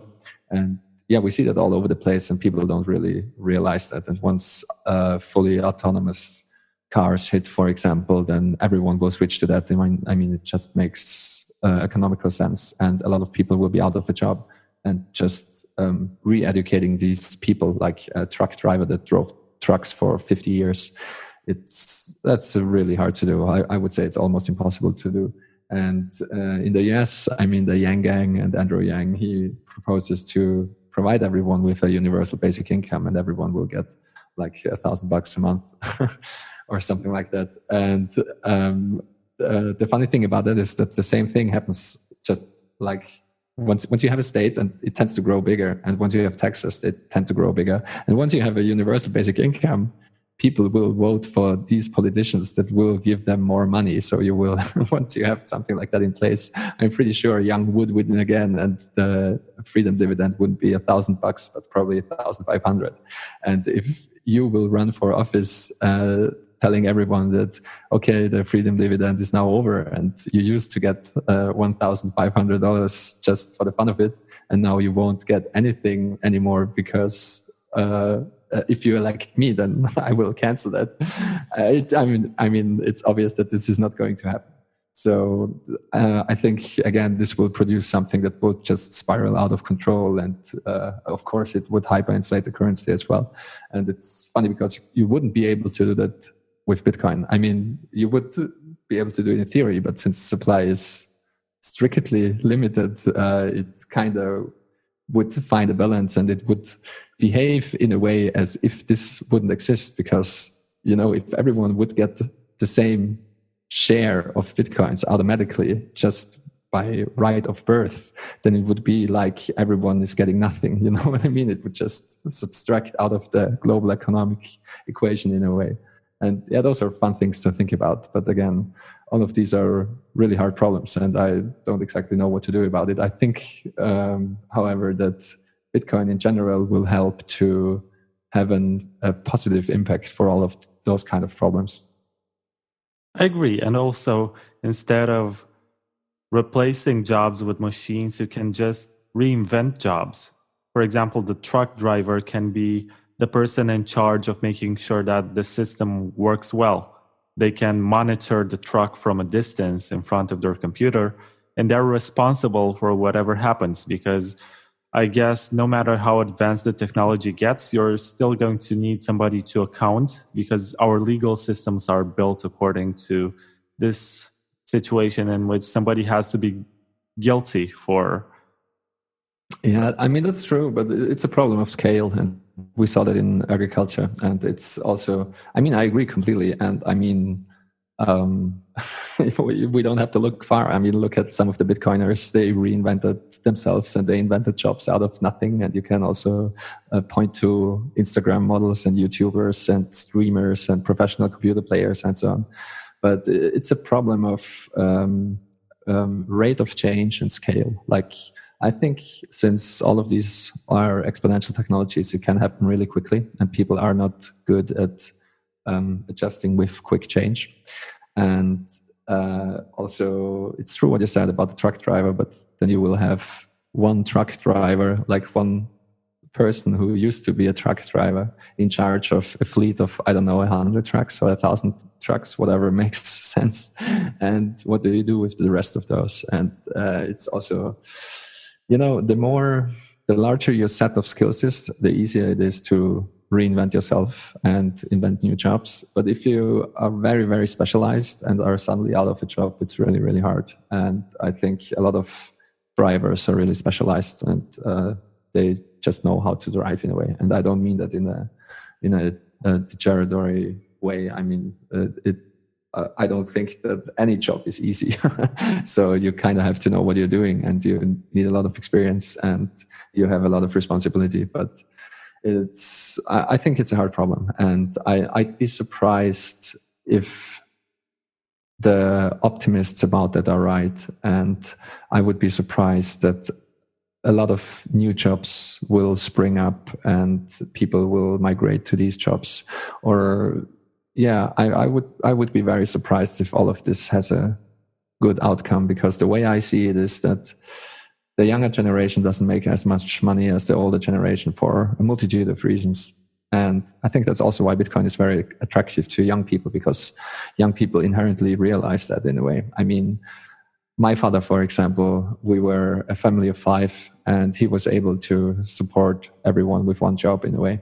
And it would be almost impossible for me to do that and buy a car and buy a house on the side, you know what I mean? And so a lot of people our age realize that their possibility nowadays is not to do what their father and their grandfather did, which is work a lot and save a lot of money in the conventional way, but you probably have a better chance to bet on Bitcoin. And I think a lot of people in our generation already made this bet and it paid off extremely well, and they are reinventing themselves as Bitcoiners, call them what you want, and they are doing new things, and they are also providing value back to everyone. For example, Jack Muller's the Mullers family, they were in very early, and now they are like, Jack is creating the SAP wallet, for example, and it's an excellent wallet, and I think it will generate a lot of value, and he makes good use of the money he earned by investing in Bitcoin early. So I think we will see that over and over again. But still, again, a final note on the automation and stuff, I think, which will come in the next 10, 20 years. I'm not sure if the new jobs that will spring up will be enough. And I think that things can get really bad, especially if you combine it with a potential global catastrophe like we had with the financial crisis. And we just, I think 2008 was just a taste of what is to come. I think the potential is here in the global economic landscape that things get really, really bad. And everyone who saw recent videos and photos of Venezuela, a country where the financial system doesn't work anymore, where just money breaks, it's not a pretty sight. So again, Bitcoin is a hedge for that as well. But I really hope that, at least globally speaking, it will be a smooth transition and not an apocalyptic bad transition. Also, you mentioned something about the previous generation making money a lot easier. I think another reason for our generation, and I'm not sure how old you are, I'm 27. I guess you're a little older than me, but it doesn't matter. I don't want you to dox yourself. But our generation doesn't want to inherit the debt of our parents and grandparents, as they basically built this financial system where they made themselves rich on the short term, but we have to pay back for the loans which the government got from the World Bank and stuff like that.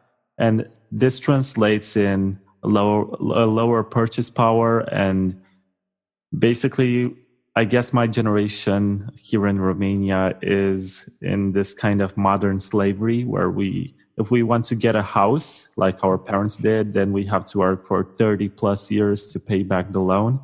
Whereas they could pay back for the house in about 5 years and then get a car and stuff like that.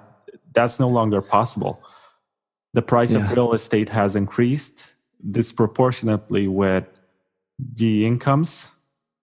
And there's no way for us to actually have the same living standards or move away from our parents' house when we turn 18 and basically embrace our liberty as citizens. Yeah, that's not as realistic as it used to be. You can still struggle, but you're going to be struggling for a longer time before you make it. In their case, they would struggle for a few months and then get a good job. And from that point on, just make a lot more money. And money up to that point, I guess, was not as inflationary. Well, it depends on the country where you come from. But do you have this discussion in Austria that the currency you had before the euro was less inflationary and you did not have to carry the debt weight of countries like Greece?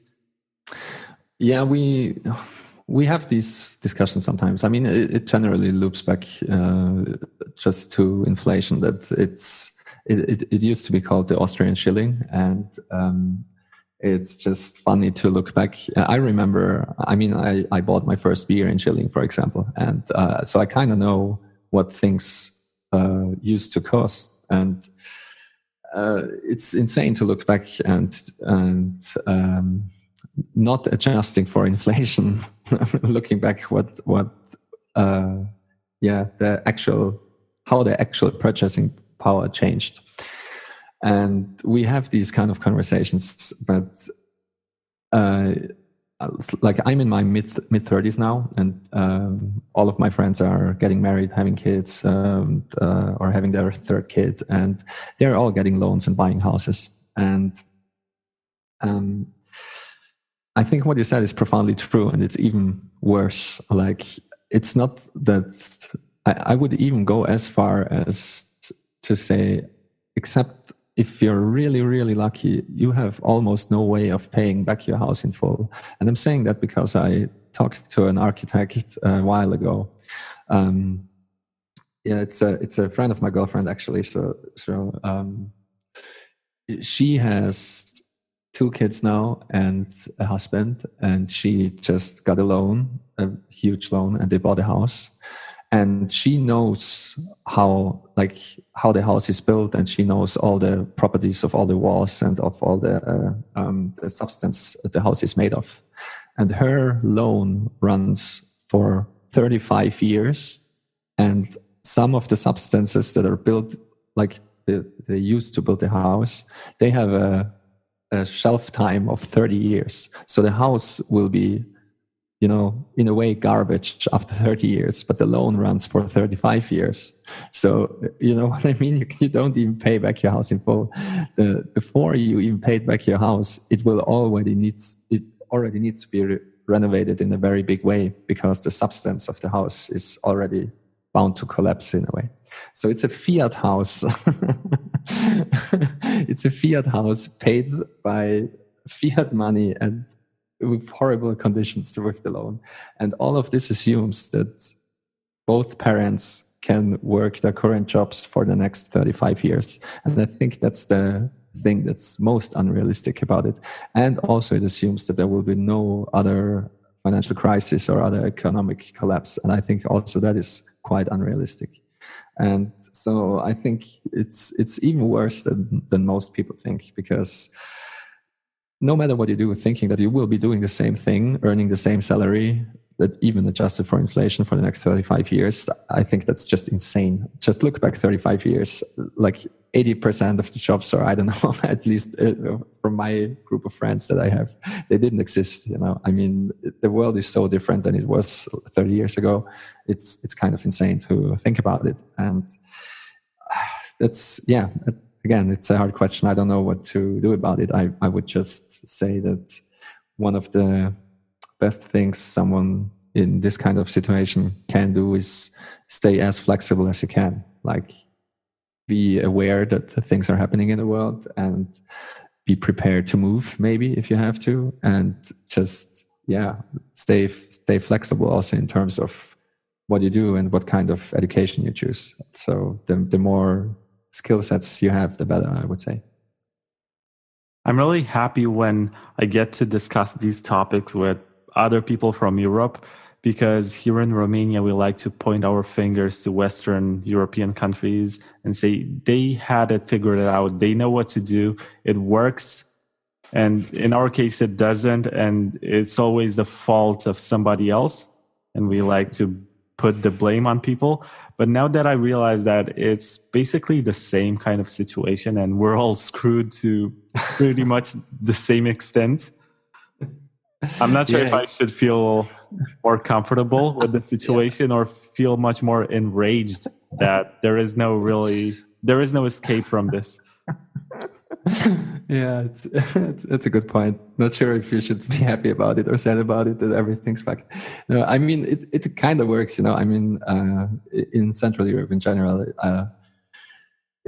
everything still kind of works. And that's, to put it mildly, I think we're living in absolutely amazing times. And I've said it at some podcasts before, and I also recommended this book.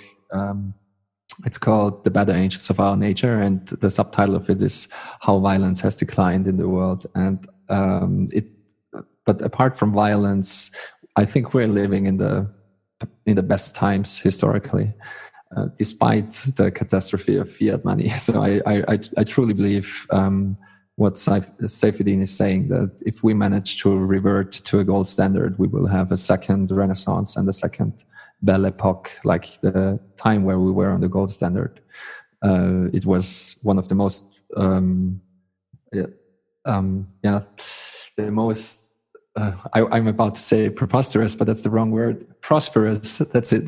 The most prosperous time in history. And I think if we manage to convert to a Bitcoin standard, we will have something approximating a second Renaissance.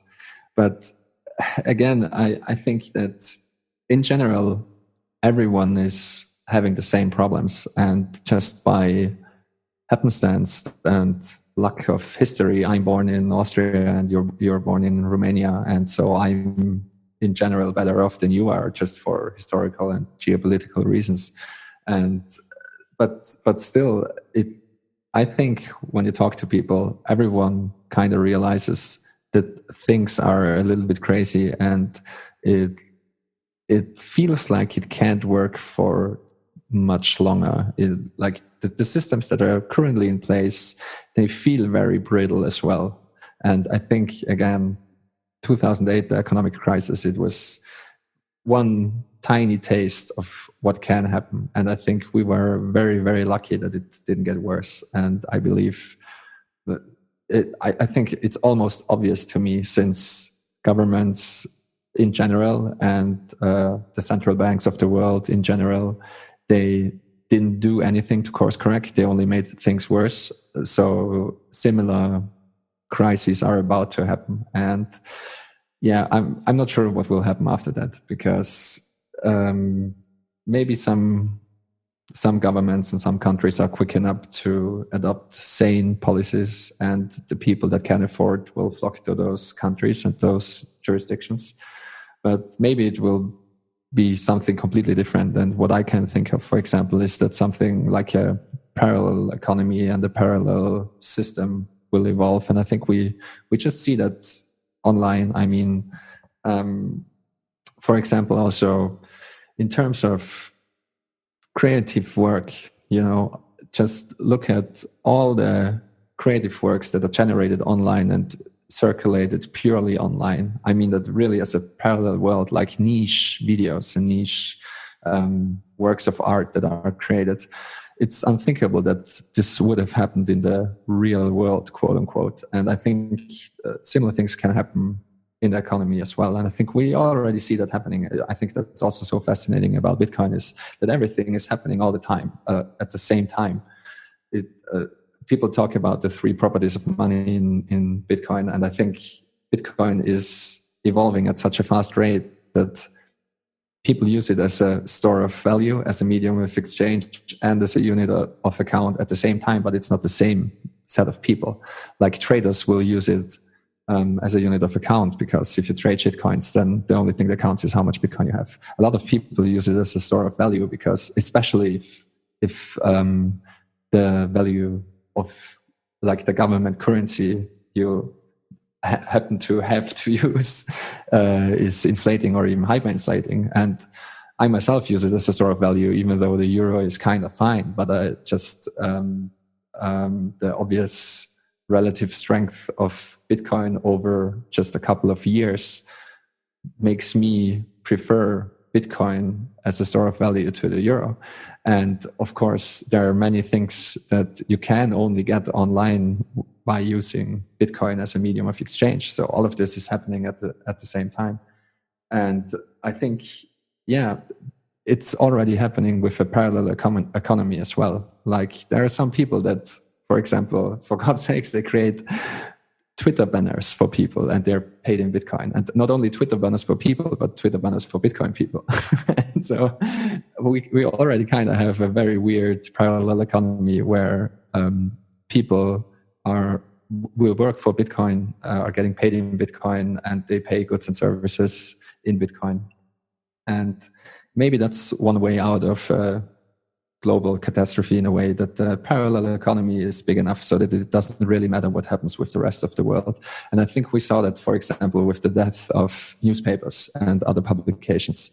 It doesn't really matter, like at all. Everyone is getting the news online, and just the way you consume information has changed so drastically that I couldn't care less if some Austrian newspaper runs out of money and goes bankrupt. It really doesn't matter to me at all. And I think a lot of people in my generation would say the same. And I think it's the same also for cable news and cable TV and so on. It wouldn't really matter if they go away. The world has moved on. And maybe the same can happen with Bitcoin and money and the economy as a whole. Well, I partially disagree with mediums disappearing, because sometimes it's useful to have something physically because you know it cannot be altered. It's there no matter what. And in some situations, you can see how certain individuals whom I don't want to sue me can alter their identity and existence and business record for the sake of making certain claims. And then they go to court, and in some jurisdictions, the Wayback Machine is not considered to be any kind of irrefutable proof, so they do not accept it. Mm-hmm. So when it's digitized, you know that somebody has to store it, and in order for the information to be intact, you have to really trust the custodian of the information. We have gatekeepers of the information whom we should trust that they do not alter arbitrarily the data. And I guess there are ways. You are into computer science, so I guess you know ways in which this can be done through advanced encryption and stuff. But also, once it's on paper, you know that it can be saved into archives, and I don't know, it's just harder to forge. But are you saying that as a response to my comment of media going away, and like, for example, the New York Times going away, and you need something like the New York Times because it has a certain authority and you can trust the information in it? Oh, I don't mean it like that, because I agree that the news can be garbage both online and on paper if we talk about authority. But it's just for historic purposes, to store events and make sure that maybe leaders of the future, who may or may not be dictators, don't come back and say, how about we change that event like in Orwell's 1984? It's so much easier to do it online with data than it is with paper that exists in storage. Maybe you can hide away the paper, but still. Yeah, that is very, very true. And again, it's a hard problem to solve. And I mean, I think there are ways around it. And I think Bitcoin solves this problem perfectly. It's really, really hard to change something which is anchored in the blockchain. And I think we already have services that do that beautifully, where you can create a proof of existence of timestamps, for example. I think P.Hot developed that. And so you can take any arbitrary data and create a cryptographic proof and put that proof into anchor it in the Bitcoin blockchain, so it can't be altered. Like the result of this cryptographic proof can't be altered after the fact. But it's not perfect, and it's complicated to understand, and people are not used to it, and so on and so forth. And I completely agree that changing past printed issue of the New York Times, for example, is extremely hard as compared to changing digital information that's stored somewhere centrally and so on. But yeah, I don't know. I'm kind of optimistic because I think people are very adaptable, and I think that loops back to what I was trying to say at the very beginning, that the digital realm is just so very different than the physical one. And what you say is profoundly true, that digital information is in general not to be trusted in a way, because everyone can change it so easily. You just flip some bits and something is different, and you can doctor almost every image and so on and so forth. But I think the more the world moves into a digital realm, we'll get better of getting used to this weird digital realm, and also creating tools like open timestamps that provide solutions to some of those issues. And I think the root problem of what you described is, in essence, a problem of centralization. And even in the digital world, you can have a meaningful amount of decentralization, and then things are really hard to change in a way. But I agree, it's a hard problem. I like to think that the stuff you can touch is much more reliable than anything else. But I also have this theory on Bitcoin that it only exists on the internet because it's the only way in which it cannot be censored. Otherwise, it would be like a commodity or something that you trade and is supposed to be complementary to gold. And I think that ultimately Bitcoin will move past the internet and transcend into some other medium?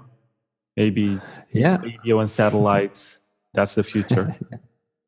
Yeah, I think, oh man, I could talk about it for probably another 2 hours because that's one of the things I think about the most probably. Bitcoin is so extremely weird because it's pure information. And I think the reason why Bitcoin is currently living, like the Bitcoin organism in a way is currently living on the internet, is because the internet is the best breeding ground, because it's a system that is really, really good at disseminating information. Like that's what the internet does. And I completely agree with you, as soon as we have something else that is even better at disseminating information, then Bitcoin would migrate to that medium. And I think it already does in places where it has to, like where the internet is censored or where you are forced to use mesh networks and other things. But I quickly want to comment on what you said with, for you, it's everything that you can touch is more real in a way. And I think that's a very large hurdle to overcome for almost all people. And the way I like to think about it, because I'm not sure if it's true, and if how durable Bitcoin really is yet to be seen. I mean, it's really young. It's like 10.5 years old. But we have other systems that are pure information that have survived for thousands of years. For example, the Bible and other texts. And it doesn't matter if the original medium where the text was stored is gone. As long as the text lives on, the thing lives on. And I think Bitcoin is similar to that. At least in my frame of mind, it is like that. So it doesn't matter if like we have something different than the current computers, like the current Turing machines. It doesn't matter if we have something else than the internet. Like if the internet goes away and is replaced by something else, it wouldn't matter for Bitcoin. And also if, for example, languages change all the time, like over thousands of years. But if we don't speak English anymore, it wouldn't really matter for Bitcoin. We would use another vocabulary for our seed phrases, and underlying all of it is just pure information. It's just zeros and ones, and you can represent this information in all kinds of languages. And so I think that Bitcoin is way more resilient than most people think. I think it could survive all of that. It could survive the death of the English language. It could survive the death of the internet, as long as we still have some kind of way to transmit information efficiently. Bitcoin will still live on, and it would also survive the death or the replacement of all the computers, all the mining hardware, everything we have, because we could always, I mean, for God's sakes, you could even mine Bitcoin by hand if you're motivated enough, and with the difficulty adjustment, it would even make sense. So Bitcoin is very resilient. Let's make a deal. How about if this is the kind of topic about which you can talk for 2 hours or so, how about you write about 2-3 pages about it for the Bitcoin Takeover book? And this may have served as a teaser for what's about to come. Yeah, why not? I'll take you up on that. I can't just promise call it something like Bitcoin Beyond the Internet. I can't promise you when I will be done with it, because historically I'm really, really slow with finishing articles. But yeah, sure. Okay, this has been a very productive discussion, and I'm not sure if I have any more questions at this point, because I guess we have talked for over 2 hours and we're both hungry and tired. It's almost midnight here. True. Yeah. Yeah. I'll let you sleep then. And that was a great conversation. Thanks for having me. That was a lot of fun. Thank you, Gigi. And this was incredible, actually. You never know what you get, but in the Bitcoin space, you always get extraordinary people who have all these interesting opinions. And even though a lot of people may call this a cult, where we form an echo chamber and create this sort of uniform opinions, but the more I talk to people, the more I discover that they know stuff which I have never heard about. And it gets uniformized. What do you call that word? I'm too tired. But and as a last comment, I would be in favor of fully embracing the cult idea and form a Bitcoin religion, because it would be way easier on everyone's taxes. And maybe we will be enough people to actually do that one day in the future. Right. Well, I don't know about that, but yeah. I try to stay away from the cult narrative because I try to pose as a regular person who got into this for very rational reasons and is part of the community to learn and not to get brainwashed by some kind of weird cult. And I never bought any Bitcoin specific merchandise. I don't wear it in public. I try to be as normal as possible just to stay sane and not get, taken too far. That's also very good OPSEC, so I encourage everyone to do that. Yeah, makes a lot of sense. Yeah. So thank you. I'll post this tomorrow, just so you know. Thanks again for having me. That was great. Have a good night. You too. Gute Nacht. Yeah, gute Nacht, Vlad.